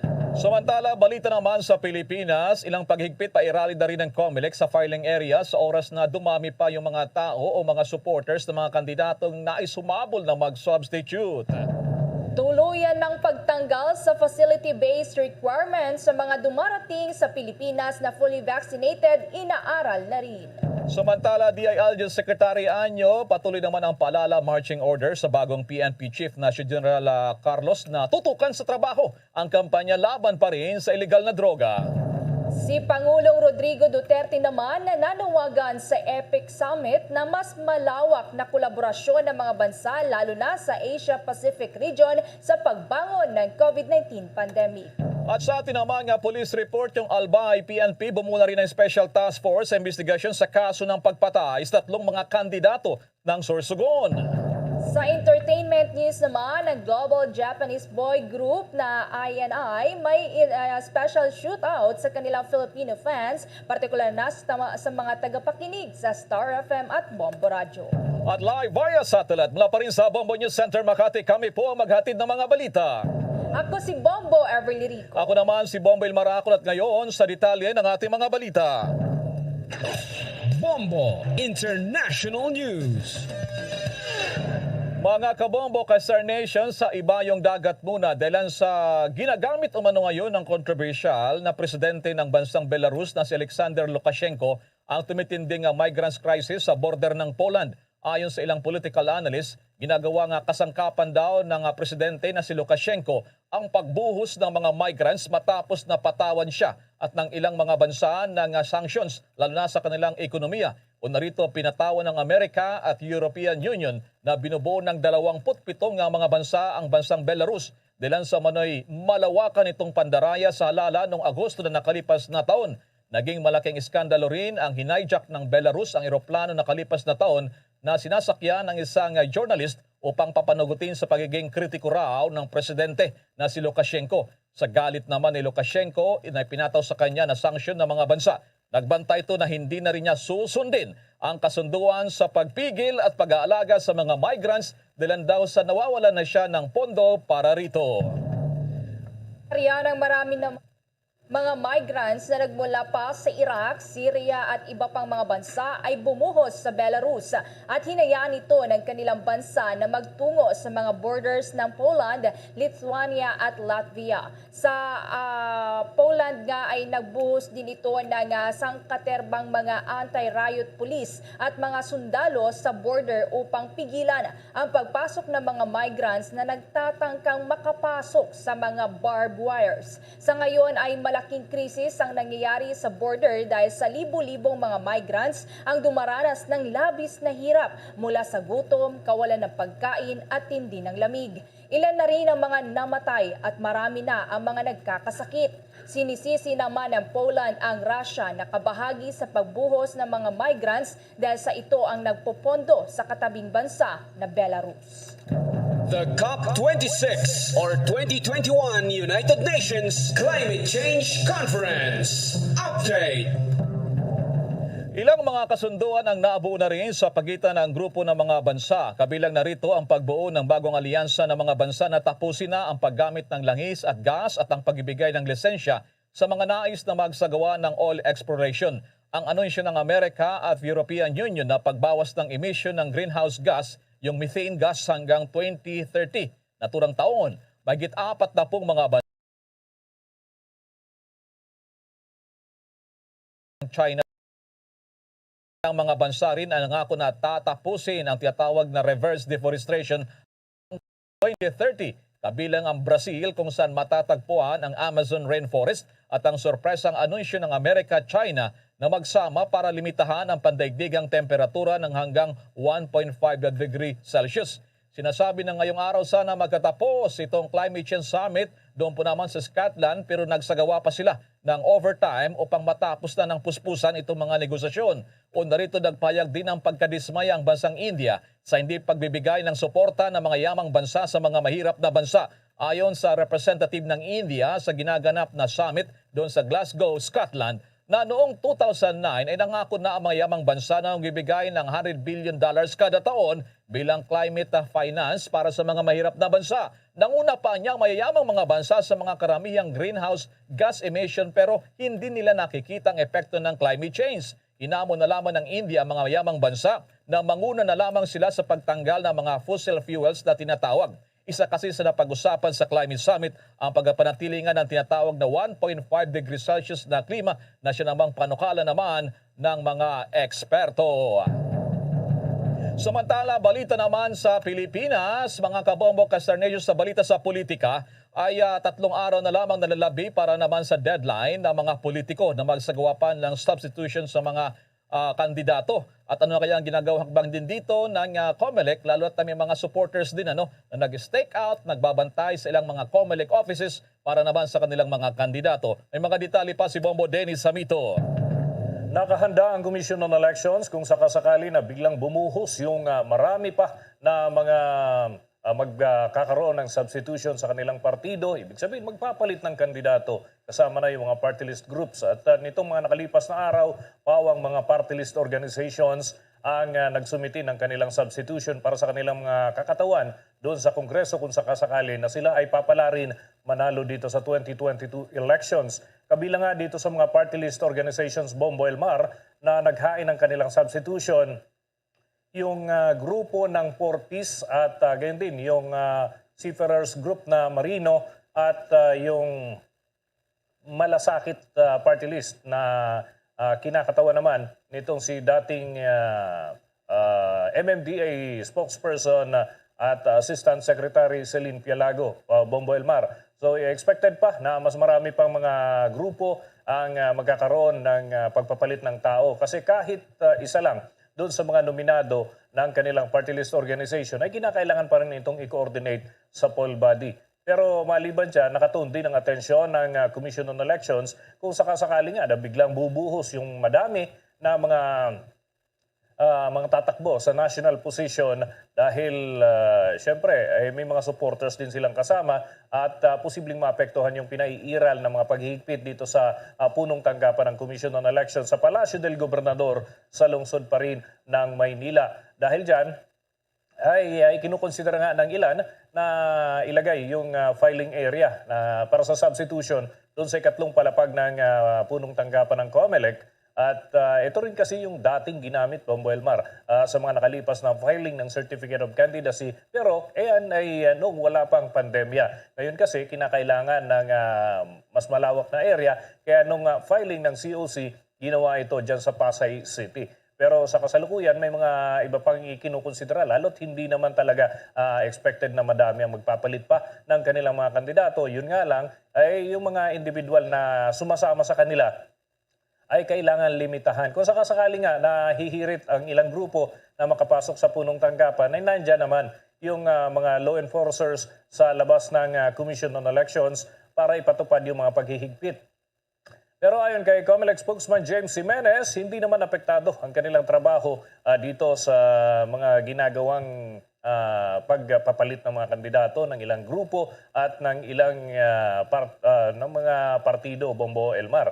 Dahil tuloy-tuloy naman yung parte ng tungkulin na kanilang ginagampanan doon sa Commission on Bank. No? At nitong nakalipas na araw, nakapag-issue na nga ng summon ang poll body para dito kay presidential candidate Bongbong Marcos at tungkol naman yan doon sa disqualification case na inihain laban sa kanya ng ilang grupo. At may kinalaman yan doon sa pag-question sa kanyang Certificate of Candidacy dahil daw sa hindi niya idineklara na siya ay nakasuhan. May kinalaman pa rin sa ilang usapin tungkol sa buwis, Bombo Elmar. At maliban dito, may iba pang mga ina-actionan din ng poll body, yung mga nakabinbin, kagaya na lamang nung sa PDP laban na ngayon, ay hindi pa rin nare-resolba kung sino ang kikilalanin doon sa dalawang hanay ng kandidato na mga tumatakbo para sa 2022 elections. Bombo Elmar? So nangangahulugan pala dyan Bombo Dennis sa national positions hanggang party list. Wala pa yung mga big names na mga inaabangan na magkakaroon ng palitan, o kaya naman ay switching, o kaya naman ay substitution na Bombo Dennis. May mga pahiwatig ba ngayong araw, Bombo Dennis, kung merong magtutungo dyan o kanilang kinatawan para magkaroon ng itong sabi nga rito na magpapagulat ng mga sorpresa. Okay, hindi na magpasorpresa pa, dahil sa lumalabas naman mga pangalan itong mga nagnanais na pumalit sa pagka-presidente o iba pa, Bombo Dennis. Okay, may nakuha tayong impormasyon mula sa grupo ng Lakas CMD, Bombo Elmar, at sabi baka raw kasi magkaroon ng pagpapalit nga ng kandidato pero walang posisyon na tinutukoy dito, Bombo Elmar. So yan yung mga aantabayanan dahil alam natin na isang inaasahan na rin na magkakaroon ng adjustment yung tungkol sa kandidatura ni Davao City Mayor Inday Sara Duterte Carpio. At yan nga ang inaantabayanan na Bombo Elmar kung ano tatakbuhan niya mula doon sa national position na sinasabi, kung presidente, vice-presidente o tatakbo siyang senador. Pero yan ay malilinawan lamang kung magkakaroon na ng aktual na filing ng kanyang kandidatura, lalo't nag-withdraw na siya doon sa local level, Bombo Elmar. Bombo Dennis, sapagkat ang nangyayari kasi ngayon, gising game, Bombo Dennis, hula-hulaan. Kasi maging yung kampo ng PDP laban ng Kusiwing, binabanggit nila na nanatili sila doon sa kanilang original na option na Go Duterte. Ibig sabihin, si Senator Bongo at Pangulong Duterte. Yun ang statement na huli ng PDP laban. Now, dito sa kampo ng Lakas CMD, meron pala sila nakareserbang dalawang posisyon. May placeholder na tinatawag. Kung tumakbo itong si Mayor Sara, ay meron silang naka-standby dyan. Itong si Ana Capella Argeles Velasco na posibleng palitan. O kaya kung tatakbo siyang vice-presidente, nandiyan naman din daw si Lyle Fernando Hatonoy. So may nakareserba ang lakas CMD sa pagka-presidente at vice-presidente, Bombo Dennis. Bombo Elmar. Pero siyempre, mula sa hanay ng lakas CMD, hindi naman nila tuwirang inaamin na ito yung tinatawag na placeholder, Bombo Elmar. Nag-file daw ito dahil interesado rin tumakbo. Yun nga lang, ay may mga konsiderasyon na tinitignan din at yung mga posibilidad ng magkaroon ng mga changes ay malalaman lang yan sa mga actual na filing, Bombo Elmar. Dahil sa mga nakalipas na linggo naman ay paulit-ulit yung pagsasabi na hindi tatakbo itong si Mayor Duterte Carpio, pero doon sa mga development ay mukhang naiba yung ihip ng hangin, ika nga, Bombo Elmar. So may mga expected na mangyayari. Hindi nga lang kinukumpirma pa ng naturang grupo, Bombo Elmar. So talagang abang-abang tayo. May balita nga tayo rito natanggap, may apela itong si Mayor Sara na yung kanyang mga supporters ay wag muna mag-standby dahil magkakaroon pala ng anunsyo. So ngayon wala pang anunsyo ngayong araw. So that means wala pa ngayon. So bukas ng linggo wala wala sarado yung COMELEC, Bombo. So ang mangyari to Lunes na, baka last 2 minutes, Bombo Dennis. Kaya nga, Bombo Elmar, yung sinasabing 3 araw pa, mukhang, 2 araw na lang talaga actually, yung filing ng substitution. So ngayong araw at sa Lunes. So Lunes talaga yung inaasahan nga na pagbuhos ng maraming mga kandidato na magpapalit ng kanilang kandidatura, magkakaroon ng substitution. So kung sabay-sabay ito, kung ilan man sila, sila muna nakakaalam nito, Bombo Elmar, baka magkaroon ng punuan. Napakaliit ng venue ng filing area. Ito yung dating tanggapan ng COMELEC Law Department sa kaliwang bahagi pagpasok mo ng punong tanggapan ng COMELEC, Bombo Elmar. Napakaliit lang nito. Kaya lang, ngayon, kinakailangan na magkaroon din sila ng adjustment kung sakasakali nga na mag-aabiso na darating yung ilang mga personalidad, Bombo Elmar. So sa Lunes natin abangan na yung mga exciting at mga sorpresa. Pero sa mga probinsya, maya-maya may mga updates din. Kung po naman ng mga kilalang mga pangalan din sa local position. Pero so far, Bombo Dennis, wala pang mga pabatid na impormasyon dyan sa COMELEC. Abangan natin yan. Maraming salamat, Bombo Dennis. Yan pa rin ang mga update na mga kaganapan para sa filing ng substitution. Para sa Bombo Network News, Bombo Dennis Hamito nag-uulat para sa Pambansang Radyo ng Pilipinas, Basta Radio, Bombo! Samantala, sa balita pa rin sa politika, patuloy na umapila itong si Davao City Mayor Sara Duterte Carpio sa kanyang mga supporters na hintay na lamang daw muna yung kanyang magiging anunsyo para naman sa 2022 elections. Pinayuhan din niya ang kanyang mga supporters na huwag mag-camp out o matulog sa harap ng Commission Elections o COMELEC sa kanilang tanggapan para antayin ang paghahain nito ng substitution o mga dokumento. Dagdag pa ng mayor, manatili na lamang sila sa kanilang probinsya at huwag na raw magtungo pa yung kanyang mga supporters sa Metro Manila. Dahil siya raw ay nasa lungsod pa rin ng Davao sa ngayon. Sa kanyang statement ay sinabi nito na dahil sa may pandemya ngayon ay nakakasama sa kalusugan ang mag-camp out o mag-antay na magdamag sa harap naman ng COMELEC. Taniyak pa ng mayor na maglalabas rin ang kanyang kampo ng pahayag na may kasamang larawan at video sa kanyang napipintong mga plano kung sakasakali. Kung malala, may ilang mga supporters din ng presidential daughter ang nagantay ng kanyang plano matapos na tayo matraska sa pagtakbo muli sa pagkaalkalde ng lungsod ng Davao at nag-resign sa regional party nito na hugpong pagbabago at nanumpa naman sa national party na Lakas Christian Muslim Democrats o kaya naman ay Lakas CMD.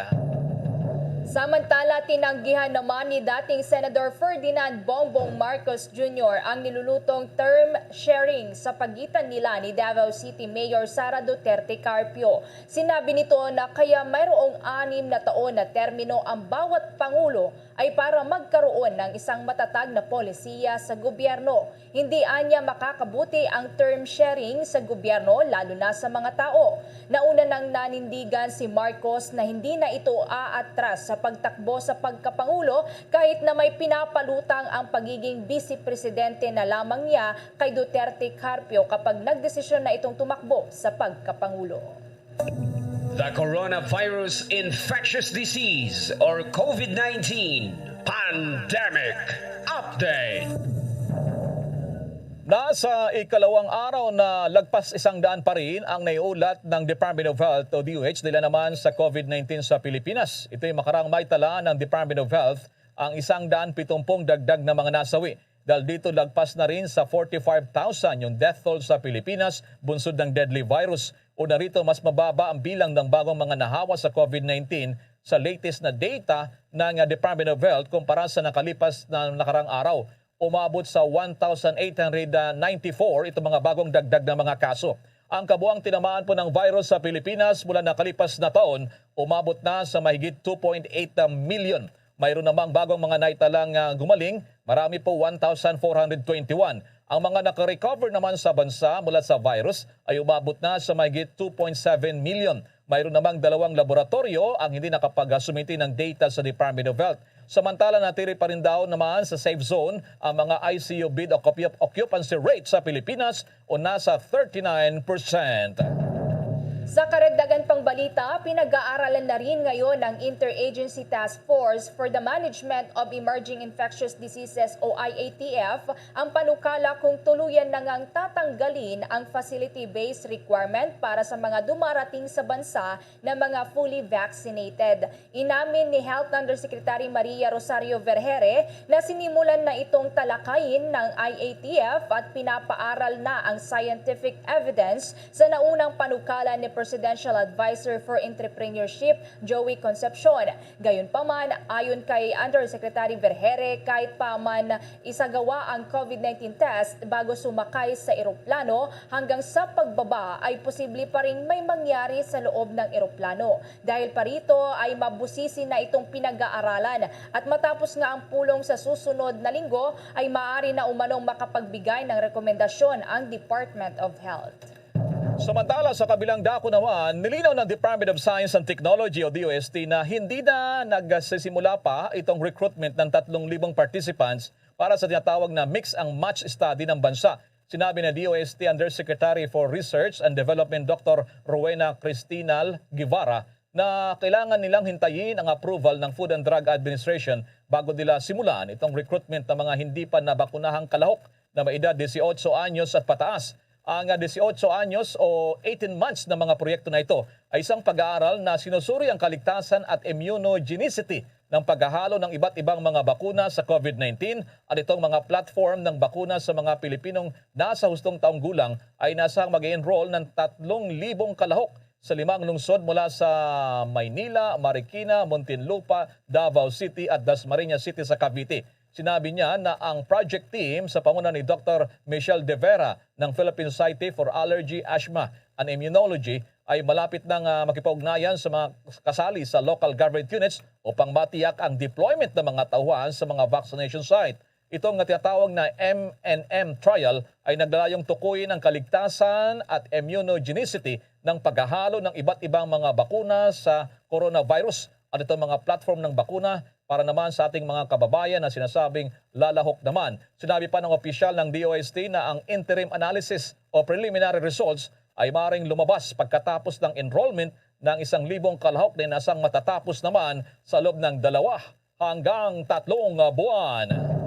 Sa balita naman, ibinasura na ng Korte Suprema ang 6 na civil cases kabilang ang ill-gotten wealth ng namayapang si Eduardo Danding Cuangco Jr. Ayon sa 3rd Division ng Supreme Court, na ang nasabing kaso ay paglabag sa constitutional right ng mga due process at speedy disposition ng kaso laban kay Cuangco Jr. Inakusahan kasi nito ang Sandigan Bayan na hayaang nakabinbin ang kaso ng 32 taon na walang pagdinig at anumang hakbang para ito ay tuluyang mabasura. Ang kaso ay unang inihain noong Hulyo 31 ng taong 1987 at ito ay hinati ng Sandigan Bayan sa 8 kaso. Natapos ang proceedings ng 2 kaso habang ang 6 na iba gaya na lamang ng hindi makatarungang paggastos sa COCO levy funds ay walang anumang isinagawang pagdinig. Magugunita nga noong Hunyo ng nakalipas na taon ay pumanaw na si Cuangco. Samantala muna sa ibang balita, ang mga marching orders para naman sa bagong umupong PNP chief na si Lieutenant General Leonardo Carlos. Yan, iba pang mga balita mula naman sa report ni Bombo Annalise Soberano. Serbisyong tapat at serbisyong may malasakit at serbisyong mula sa puso. Ito ang pangako ng ika-27th pinuno ng Pambansang Pulisya na si Lieutenant General Jonardo Carlos. Itinuturing ni Carlos na isang malaking hamon sa 3 dekadang pagseserbisyo niya bilang pulis ang pamunuan ang nasa mahigit 200,000 strong PNP personnel. Ayon kay General Carlos, itutuloy niya ang programa ng mga nagdaang pinuno ng Pambansang Pulisya, gaya ng Intensified Cleanliness Policy ni General Elizar at Fiscal Transparency and Accountability at pagpapanatili ng maayos ng Body Mass Index ni na retired General Archie Gamboa at Debold Sinas. Binigyang diin ni Carlos na walang maliit o malaking problema. Lahat ay bibigyan ng sapat at kaukulang atensyon. Dagdag pa ni Carlos, hindi sasayangin kundi pag-iibayuhin pa ang naibalik na tiwala ng publiko sa PNP. Patuloy na tutugunan ang kinakaharap na problema sa COVID-19 pandemic. Paghahandaan din ang seguridad para sa pagkakaroon ng maayos at mapayapang halalan sa bansa. Sisiguraduhin din na maayos na pagseserbisyo publiko ng bawat pulis. Sinabi ni Carlos, kanila ding tututukan ang paglaban sa iligal na droga, kriminalidad, insurgency at terorismo at korupsyon. Kanyang ipatutupad ang Double Barrel Finale Version 2021 para sa kampanya laban sa iligal na droga. Dagdag pa ni Carlos, bagamat bumaba ang krimen sa nakalipas na 5 taon, hindi anya magpapakampante ang PNP. Hindi anya din hahayaang makabalik pa sa kalsada at komunidad ang mga masasamang loob. Humingi din ng suporta sa komunidad si Carlos para sa isang tagumpay na pamumuno sa PNP. Panawagan din ito sa mga pulis, makipagtulungan para sa kapakanan ng sambayanan. Pakinggan natin si PNP Chief Lieutenant General Jonardo Carlos. Our men and women need to be in top physical shape as we continue to do our share as frontliners in addressing the pandemic. Ladies and gentlemen, much has been achieved by the PNP in the previous years, particularly in its transformation efforts. But there is much more that we can and must do. As Chief PNP, I say in all humility that I cannot do everything on my own, even if I have the command of every member of this organization. More than ever, the help and support of the community will be our most potent weapon in serving and protecting our nation. In my 3 decades of service, I have proven many times over that there is no substitute to the sincere and willing support of the community to the success of PNP programs and endeavors. Kaya naman po, sa pagkakataong ito, nais ko po muling hingi ng tulong ng ating mga kababayan sa pagpapatupad ng mga programa ng Pambansang Pulisya, lalong-lalo na sa pagpapatupad ng kapayapaan at kaligtasan sa ating mga komunidad at lansangan. Sa panahon ngayon, hindi lang masasamang loob ang ating binabantayan, kundi pati na rin ang hindi natin nakikitang kalaban. Samantala, bili naman ni DILG Secretary Eduardo Año kay General Carlos, pamunuan ng maayos ang pambansang pulisya at ipagkaloob sa mamamayan ang payapa at ligtas na komunidad. Sa talumpati ng kalihim, kanyang sinabi na ngayon lang nahirapan ang Pangulo na pumili ng Chief PNP at ang naging desisyon ng Pangulo ay na siya ay piliin ay isang wise desisyon. Kaya tiwala si Secretary Año na magampanan ni Carlos ang kanyang trabaho. Pakinggan natin si DILG Secretary Eduardo Año. And with the motivated police force behind General Carlos, I am optimistic that the PNP will sustain its gains and remain at the forefront of our fight against all forms of threat to our security. To the men and women of the Philippine National Police, I call on your active participation to the programs and projects of the National Task Force to end the local communist armed conflict in its different clusters. Support the mission of the INTEP-ELCA to rid the country of this decades-old thievery, mass murder, terrorism, and economic sabotage. We have made significant strides in addressing this problem, and we should not stop and look back. Mula Campo Crame, Bombo Anali, Montaño Soberano nag-uulat para sa Pambansang Radyo ng Pilipinas, Basta Radio, Bombo. Samantala naman, walang dapat na ikabahala ang mga hindi pa nababakunahang benepisyaryo ng Pantawid Pamilyang Pilipino Program of 4Ps dahil makakatanggap pa rin ang mga ito ng subsidiya. Ito ang tiniyak ng Department of Social Welfare and Development sa kabila ng isinusulong na polisiya na hindi pagbibigay ng ayuda sa mga hindi pa bakunadong miyembro ng 4Ps. Siniguro din ng kagawaran na hindi matatanggal sa nasabing programa ang mga unvaccinated na recipients dahil hindi ito sakop ng batas ng 4Ps o ng anumang legislation sa ngayon ang pagbabakuna kontra COVID-19. Sa kasalukuyan, ayon sa DSWD, wala pang legal na basihan sa pag-iimplementa ng panukala na maging requirement ang COVID vaccination para lamang makatanggap ng ang mga household beneficiaries ng 4Ps ng conditional cash aid. Naniniwala din ang kagawaran na kailangan ng amendment o pagbabago ang nakapaloob sa ilang conditionalities sa ilalim ng Republic Act No. 11310 o ang tinatawag na 4Ps Act of 2019 bago ang implementasyon ng naturang polisiya. Samantala, sa iba nating balita naman, inanunsyo ngayon ng Philippine Association of National Advertisers o PANA ang magisilbing mga hurado sa prestiyosong Panata Awards 2021 Hilaraya. Ang Panata Awards ay isasagawa sa December 8 ngayong taon at mapapanood din ng live stream sa kanilang mga social media accounts.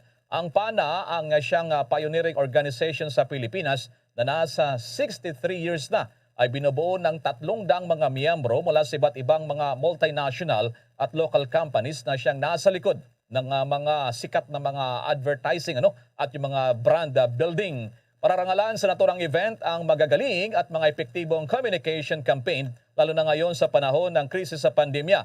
Kabilang sa mga miyembro ng panel of judges at ituturing ng mga brand building experts sa industriya at mga luminaries sa Panata Awards 2021 ay kabilang sina Arthur Peña, ang Group Director for Media ng Procter & Gamble na mamumuno naman sa mga hurado. Ang iba pang mga miyembro ay sina Menlo Bibonia ng San Miguel Corporation, Mick Atienza ng Smart Communications, Risa Sakay ang Pascual Consumer Health, si Micah Villarreal, Philippine Veterans Bank, Albert de Guzman ng STI, Eileen Magdaluyo, URC, si Mark San Juan ng Julis Bake Shop, Gino Borromeo ng SM Supermalls, Mike Tandas ng Vuno Trade and Marketing at kabilang din sa mga judges sina Robbie Alicada ng ESC, Liam Kapati ng Facebook, si Tina Reyes ng PSRC, David Guerrero ng BBDO, si Jos Ortega ng Havas Ortega, Jeff Zais ng Uworks, si Alvin Caranza sa DOOH at ang mga judges din na sina Amri Dizon ng Vital Struts Creative Solutions,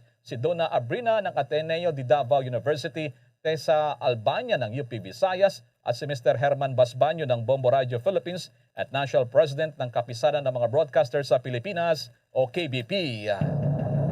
Sa karagdagang balita, hindi muna pinapahintulutang makapasok sa Pilipinas sa mga biyaherong magmumula sa Faroe Islands at sa The Netherlands. Na epektibo ito simula sa susunod na linggo mula November 16 hanggang November 30 matapos ngang maisama sa listahan ng red countries na itinuturing na nasa high risk ng COVID-19.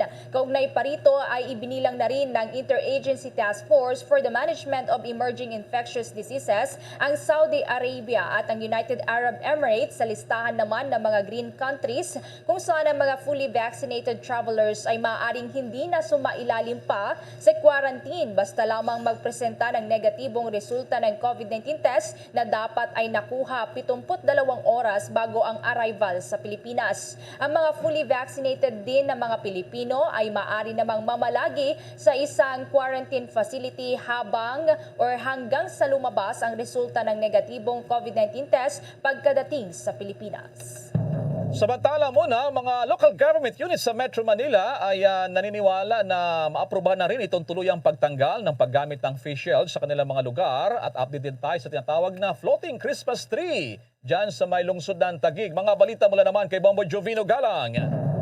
Tiwala ang maraming mga alkalde sa Metro Manila na papanigana ni Pangulong Rodrigo Duterte ang hirit nila na hindi pag-require sa pagsuot ng face shield sa mga establishmento at ilang mga lugar at sa halip ay sa pagamutan o sa mga pampublikong transportasyon lamang ito. Nakatakda kasing i-anunsyo ng Interagency Task Force for the Management and Emergency Infectious Disease o IATF ang bagong panuntunan sa pagsuot ng face shield sa araw ng Lunes. Marami kasing mga alkalde sa Metro Manila ang nagpasana ng ordinansa sa paglimita ng pagsuot ng face shield na ito ay maaring gawin sa mga kritikal na lugar gaya sa hospital, barangay centers at public transports. Bukod dito sa Metro Manila ay may mga ilang LGU na rin sa ibang probinsya ang nagpasa ng pulisya sa pagsuot ng mga face shield. Samantala, formal na rin na pinailawan ang giant floating Christmas tree na matatagpuan sa lungsod ng Taguig. Namangha ang mga tao sa kakaibang disenyo ng 40 talampakan na Christmas tree na nakatayo sa gitna ng man-made kanal na nagsisilbing Christmas display centerpiece. May nakasabi na mahigit 3,000 mga Christmas decorations ito. Tinek din ng lungsod ng Taguig na may mga nakatalaga silang tauhan na magsisita sa mga tao na nandoon para sumunod sa health protocols gaya ng pagsusuot ng face mask at social distancing. Nag-ulat para sa Pambansang Radyo ng Pilipinas, Bombo Juvino Galang, Basta Radyo, Bombo!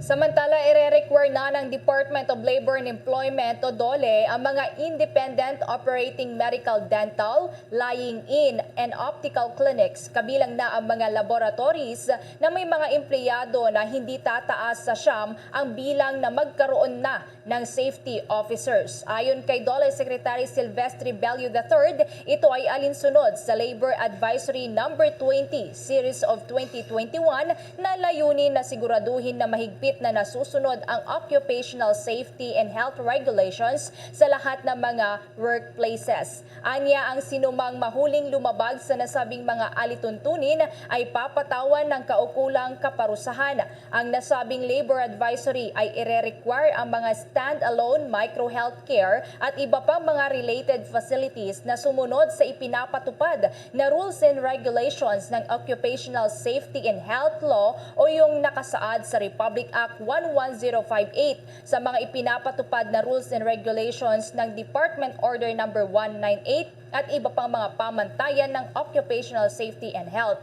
Dagdag pa ng kalihim, kinakailangan na nagtapos ng 4-year health-related course at mayroong background sa standard care and universal precautions at dapat na sumailalim sa Safety Officer 1 training at Occupational First Aid training ang itatalagang safety and health personnel. Ani pa ni Bello na maaari din na ma-assign ng mga safety and health personnel sa iba't ibang mga stand-alone micro-healthcare at iba pang mga related facility na iisa ang may-ari o employer.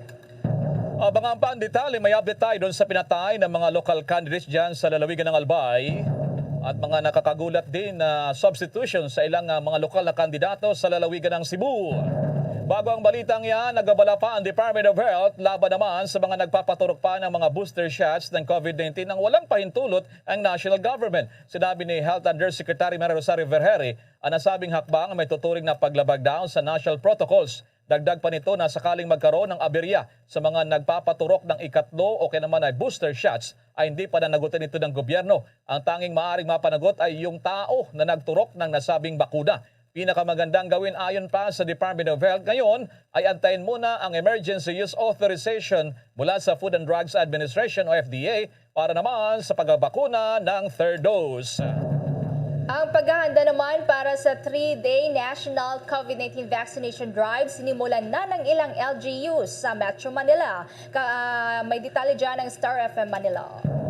Pinaghahandaan na ng ilang lokal na pamahalaan sa Metro Manila at karati ditong lalawigan ang nalalapit na 3 araw ng National COVID-19 Vaccination Drive sa Nobyembre 29 hanggang Disyembre 1. Nakikipag-ugnayan na ngayon ang lungsod ng Malabon sa mga pribadong sektor at non-government organization upang magdagdag ng vaccination sites at teams para sa isasagawang national vaccination kontra COVID-19. Problema ngayon ng Malabon ang mababang bilang ng mga nagpapabakuna kahit na nagagawa nilang magturok ng 8,000 doses kada araw sa 12 vaccination sites sa lungsod. Ngunit plano rin ng lokal na pamahalaan na itaas ang bilang ng mga nababakunahan hanggang 10,000 kada araw kahit marami raw ang may ayaw magpabakuna. Magdadagdag naman ng 3 hanggang 5 COVID-19 vaccination sites ang Antipolo City LGU para sa malawakang pagbabakuna. Aabot rin ng 8,000 individual kada araw ang kaya ma-accommodate ng lungsod, ngunit nais itong itaas hanggang 11,000 para sa national vaccination. Gagawin namang mas simple at madaling requirements sa 3 days national COVID vaccination ayon sa National Vaccine Separation Operations Center. Hinikayat din ito ang lahat ng LGU na tumanggap ng mga walk-in sa mismong mga araw na malawakang pagbabakuna laban sa COVID-19. Yan ang balita mula rito sa 102.7 Star FM Manila para sa Bombo Network News. Nagulat Star DJ Antonio Lambada para sa Pambansang Radyo ng Pilipinas. Past Radyo Bombo. Samantala, patuloy pong ginaganap ngayon itong pagpupulong ng mga leader sa ilang bahagi ng Asia, lalo na itong tinatawag na APEC Summit at kasama rito ang Pangulong Rodrigo Duterte. Ano kayang update dito? May detalye pa si Bombo Raymond Tinasa. Bombo Elmar, Bombo Ever, isinulong ni Pangulong Rodrigo Duterte ang mas maigpit na kooperasyon ng mga bansa sa buong mundo, partikular sa Asia-Pacific region para mabilis ang economic recovery mula sa pagkakalugmok ng COVID-19 pandemic at yun din yung pagtugon sa mga hamong ibinibigay ngayon na kinakaharap ng buong mundo, yung climate change.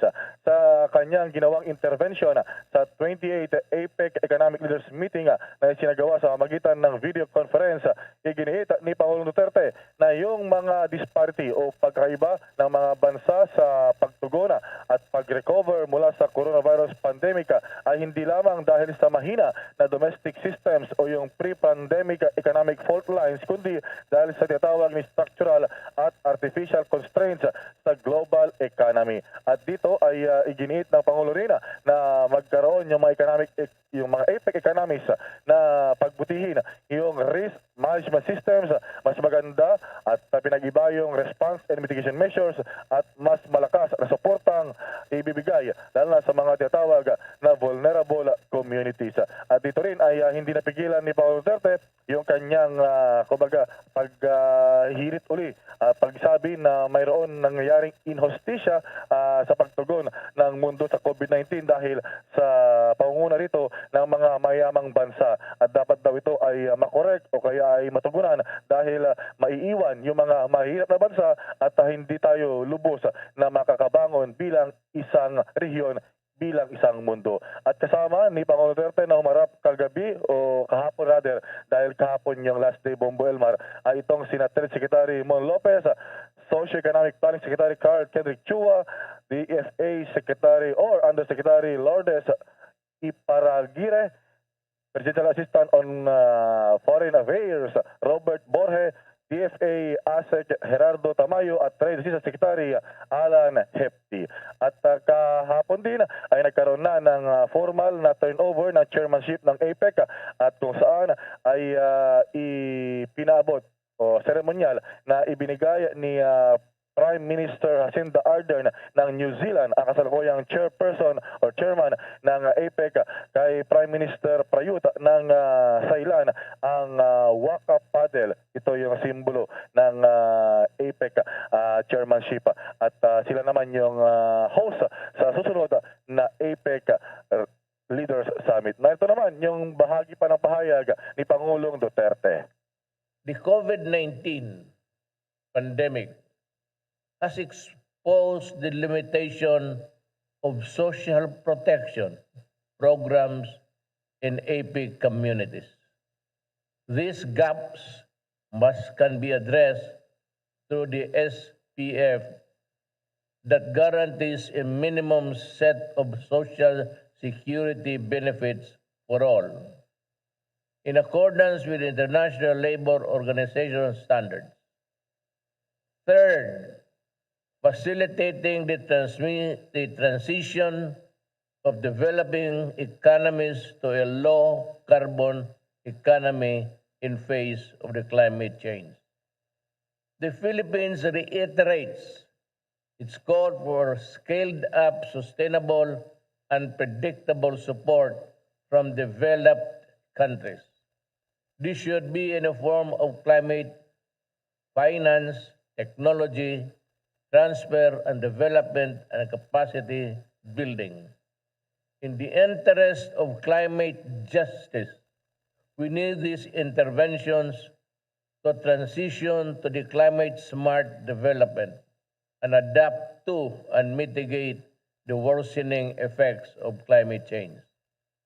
We welcome ABEC's support and cooperation in advancing these goals. Thank you. Yan yung naging bahagi ng intervention ni Pangulong Duterte kahapon sa kanilang isinagawang APEC Economic Leaders Summit at ito ay tinapos na rin kahapon Bombo Elmar, Bombo Ever, yung 2 araw na APEC Leaders Summit na hosted by New Zealand, Bombo Elmar. Ito nga ay sinagawa siyempre dahil sa pandemic sa pamagitan ng video conferencing ng mga leaders. Para sa Bombo Network News, Bombo Raymond Tinaza nagulat para sa pambansang radyo ng Pilipinas, Basta Radyo. Bombo. Bombo Raymond, liban kay Pangulong Duterte, may mga nagsalita din yung mga bigating pang mga miyembro, sina US President Joe Biden, si Xi Jinping, at itong si Russian President Vladimir Putin, Bombo Raymond. Pero siyempre, via teleconferencing pa rin, Bombo Raymond. Tama ka dyan, Bombo Elmar, lahat sila actually ay via video conferencing yung isinagawa at maging itong siyempre yung nasa New Zealand lang ay si Prime Minister Jacinda Ardern. So siya yung nag-moderate bilang chairman, Bombo Elmar. At dito ay halos lahat, yung nangyari na sa pag-obserba natin ay prepared speeches na lamang yung dineliver ng mga leaders, Bombo Elmar. At itong intervention ni Pangulong Duterte ay kumbaga prepared na rin siya at ipinasaimpawid na lamang at dito ay napakinggan naman lahat ng 21 member economies, Bombo Elmar. Bombo Raymond, kagabi pa we're supposed to have invite natin itong si Secretary Harry Roque sa ibang usapin to, Bombo Raymond. Maging guest natin ngayong araw dahil sa controversial yung statement starting December 1 sana yung paglilinaw na maging mandatory na vaccination mandatory starting December 1 mga empleyado, Bombo Raymond. May mga lumabas na istorya ngayong umaga, Bombo Raymond. Anong pasabi sa'yo? Baka kaya hindi siguro nahirapan tayo mag-imbita ngayon kay Secretary Roque, although sumagot sa'yo ngayong araw, nabiguraw na masecure niya yung kanyang nomination sa International Law Commission.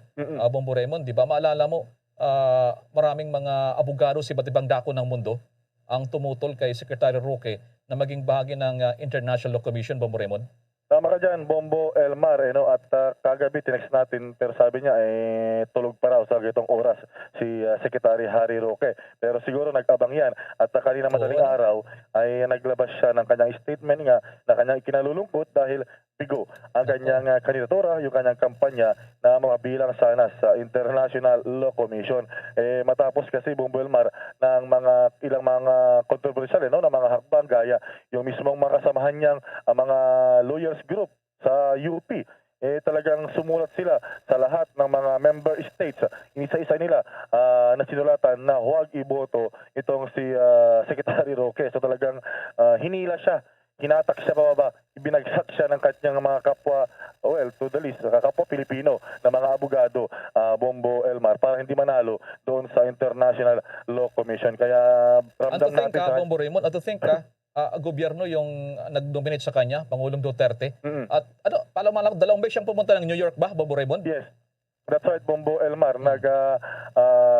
First time ay noong Oktubre. At nito lamang ding, nitong Oktubre lamang din yung pangalawa. Mahas magkasunod, Bombo Elmar. September yung una, tapos Oktubre yung pangalawa. Kung saan ay dumalo siya doon sa isang annual celebration or commemoration ng International Human Rights Day, Bombo Elmar. At dito, nagkaroon yung controversial, di ba? Yung sinugod siya ng ilang mga militant groups o militant members sa isang yayamanin, mahaling restaurant kung saan ay nag-host ang ating gobyerno ng dinner para sa mga membro ng diplomatic community na mga miyembro ng UN or United Nations, mga permanent representatives, Bombo Elmar. At yun, medyo mabigat nga. Hinahabol talaga siya ng kontrobersya, Bombo Raymond. Oo, mabigat yung halata sana yung statement na binigay, Bombo Elmar, na medyo mabigat yung kanyang Mabigat ang loob, Oo, mabigat ang kanyang loob. Kahit naman sino, Bombo Elmar, yung ikaw bilang Pilipino, hangad ka na isang prestigiosong posisyon sa international community.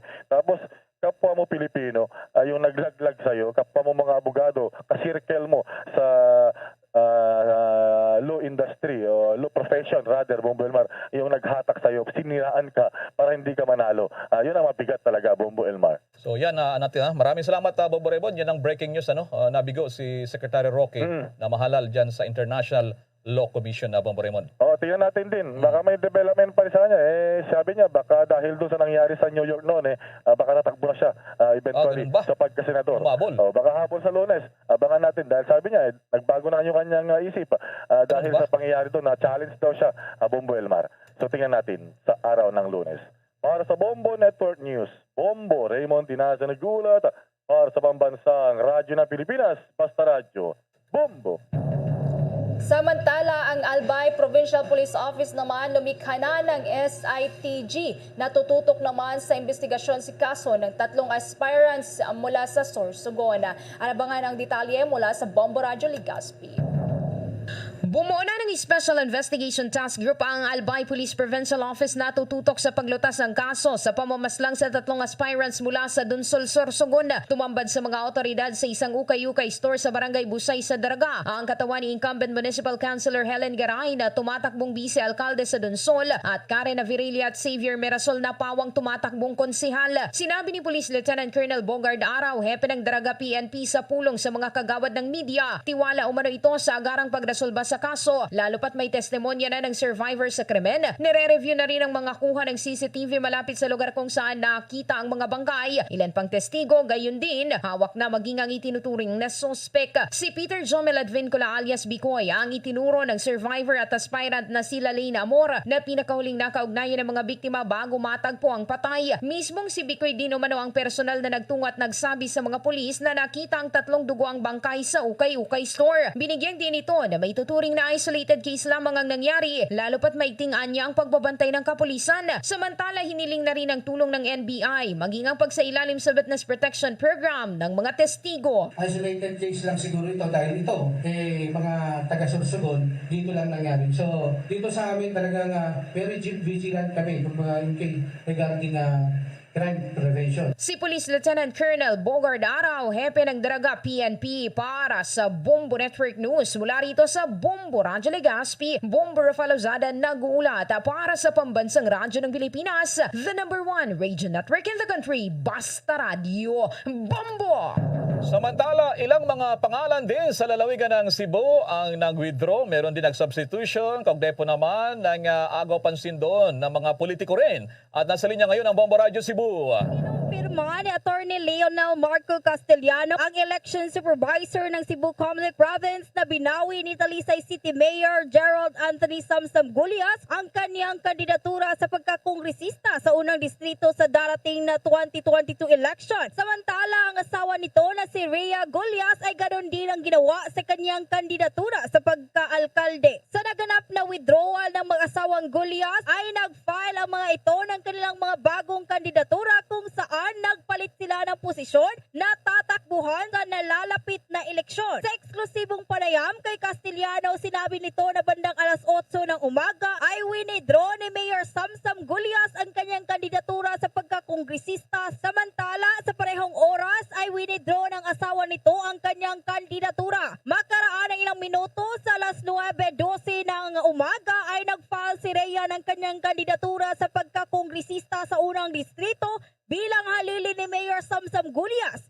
Bandang 9:59 ng umaga, nag-file naman ang kanyang kandidatura si Mayor Samsam Gulyas kung saan kakandidato ito ulit bilang alkalde ng lungsod ng Talisay. Around 9:12 a.m. naabot ang iyang asawa, si Rhea Gulyas. I-file o si Uscona as substitute of Samsam Gulyas. So, info sa dito sa Comelec Talisay, alas 8:01, i-file po si Rhea Gulyas, ni-withdraw sa iyang kandidatura si pagkamayor si Rhea Gulyas. Then, si Samsam ni-file 9:59 a.m. pagkamayor sa substitute ni Rhea pagkamayor dito sa Talisay.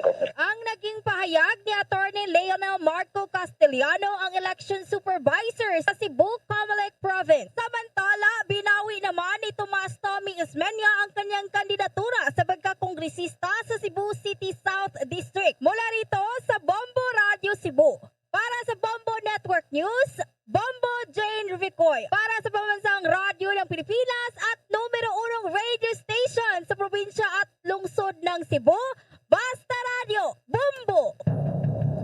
Update naman tayo sa politika sa lalawigan ng Pangasinan dahil dating vice-gobernador na si Ranjit Shahani nagsumiti na rin ng kanyang Certificate of Candidacy via substitution. May pag-uulat dyan ang Bombo Radio Dagupan.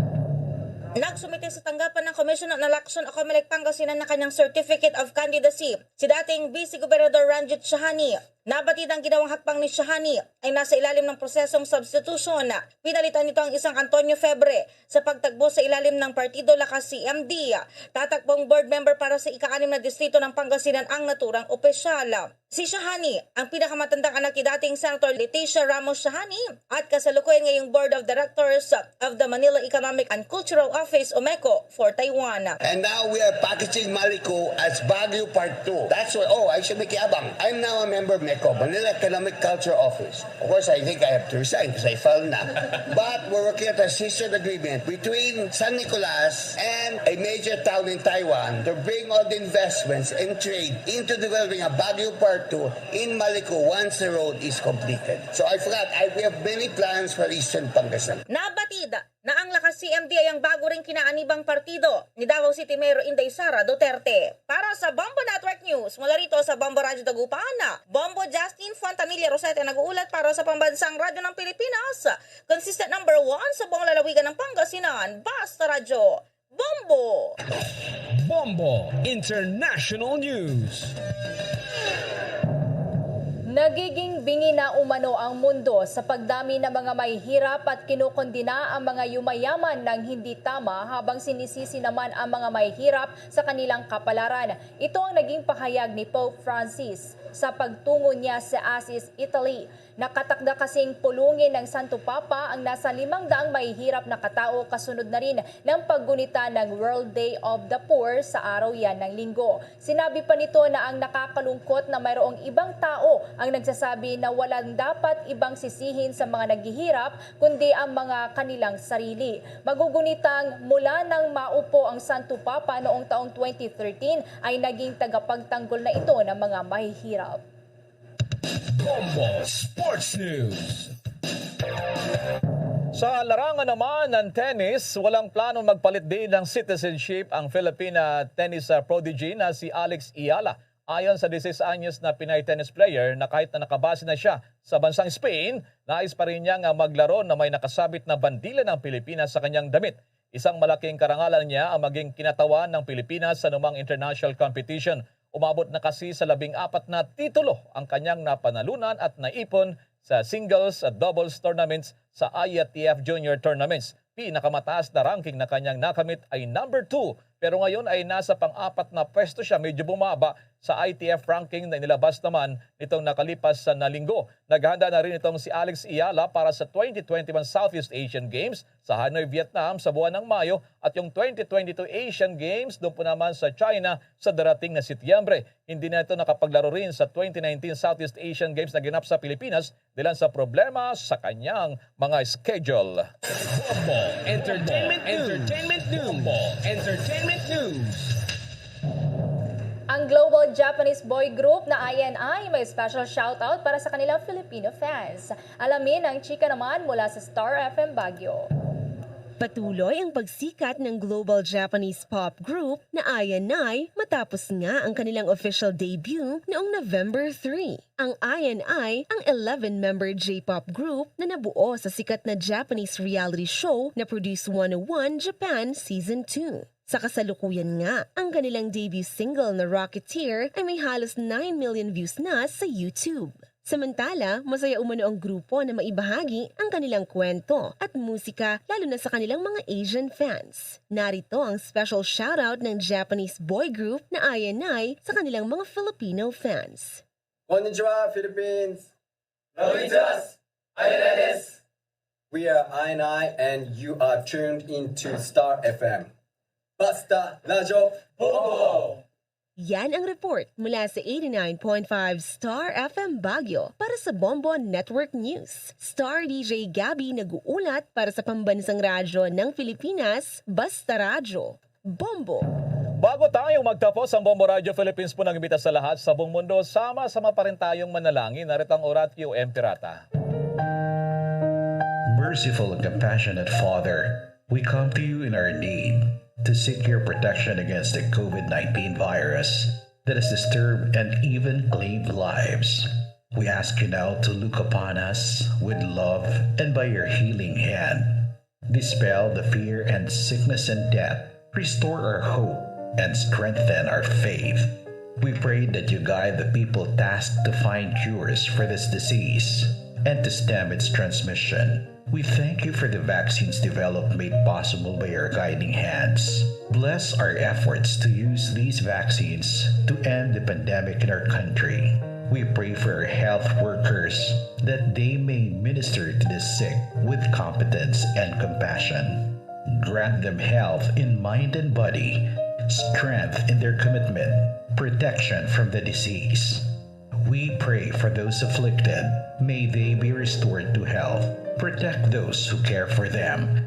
Grant eternal rest to those who have died. Give us a grace in these trying times to work for the good of all and to help those in need. May our concern and compassion for each other see us through this crisis and lead us to conversion and holiness. Grant all these through our Lord Jesus Christ, your Son, who lives and reigns with you in the unity of the Holy Spirit, God, forever and ever. Amen. Amen. Yan ang kabuuan ng ating mga pagbabalita. Balikan lamang natin ang mga headlines. Sa international news, yung malaking balita, yung krisis po dyan sa libo-libong mga migrants na stranded pa rin sa border ng mga bansang Belarus at Poland, abay tumitindi pa, lumalala pa. Yung lamig at kakulangan ng makakain po ay yan po ang nadinaranas ngayon ng mga migrants. Climate Change Summit naman sa Scotland, mag-overtime raw muna sa 2 linggo na rin na puspusang negosasyon. Samantala naman, ilang paghigpit pairalin po ng COMELEC sa mga filing areas oras na dumami ang mga tao, mga supporters ng mga kandidatong mag-substitute ngayong araw o kaya naman hanggang yan sa Lunes na deadline ng COMELEC. Tuluyan na rin pagtanggal sa facility-based requirements sa mga dumarating sa Pilipinas na fully vaccinated, inaaral na rin.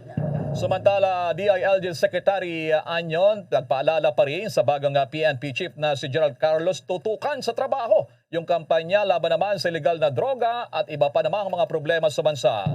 Si Pangulong Rodrigo Duterte nananawagan sa EPIC Summit na mas malawak na kolaborasyon ng mga bansa lalo na sa Asia-Pacific region sa pagbangon sa COVID-19. Sa police report naman ng Albay PNP, nagtatag na ng Special Task Force sa investigasyon sa kaso sa pagpatay sa 3 kandidato doon sa Sorsogon. At sa entertainment news, ang global Japanese boy group na INI may special shoutout para sa kanilang Filipino fans.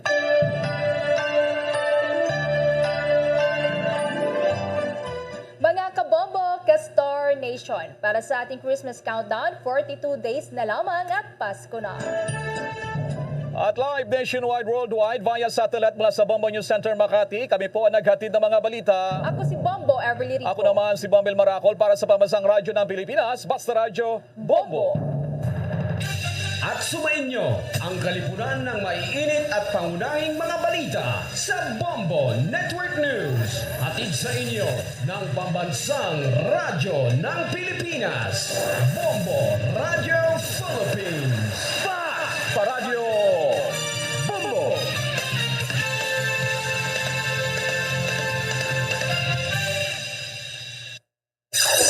Limang dekada nang nagtataguyod ng katotohanan.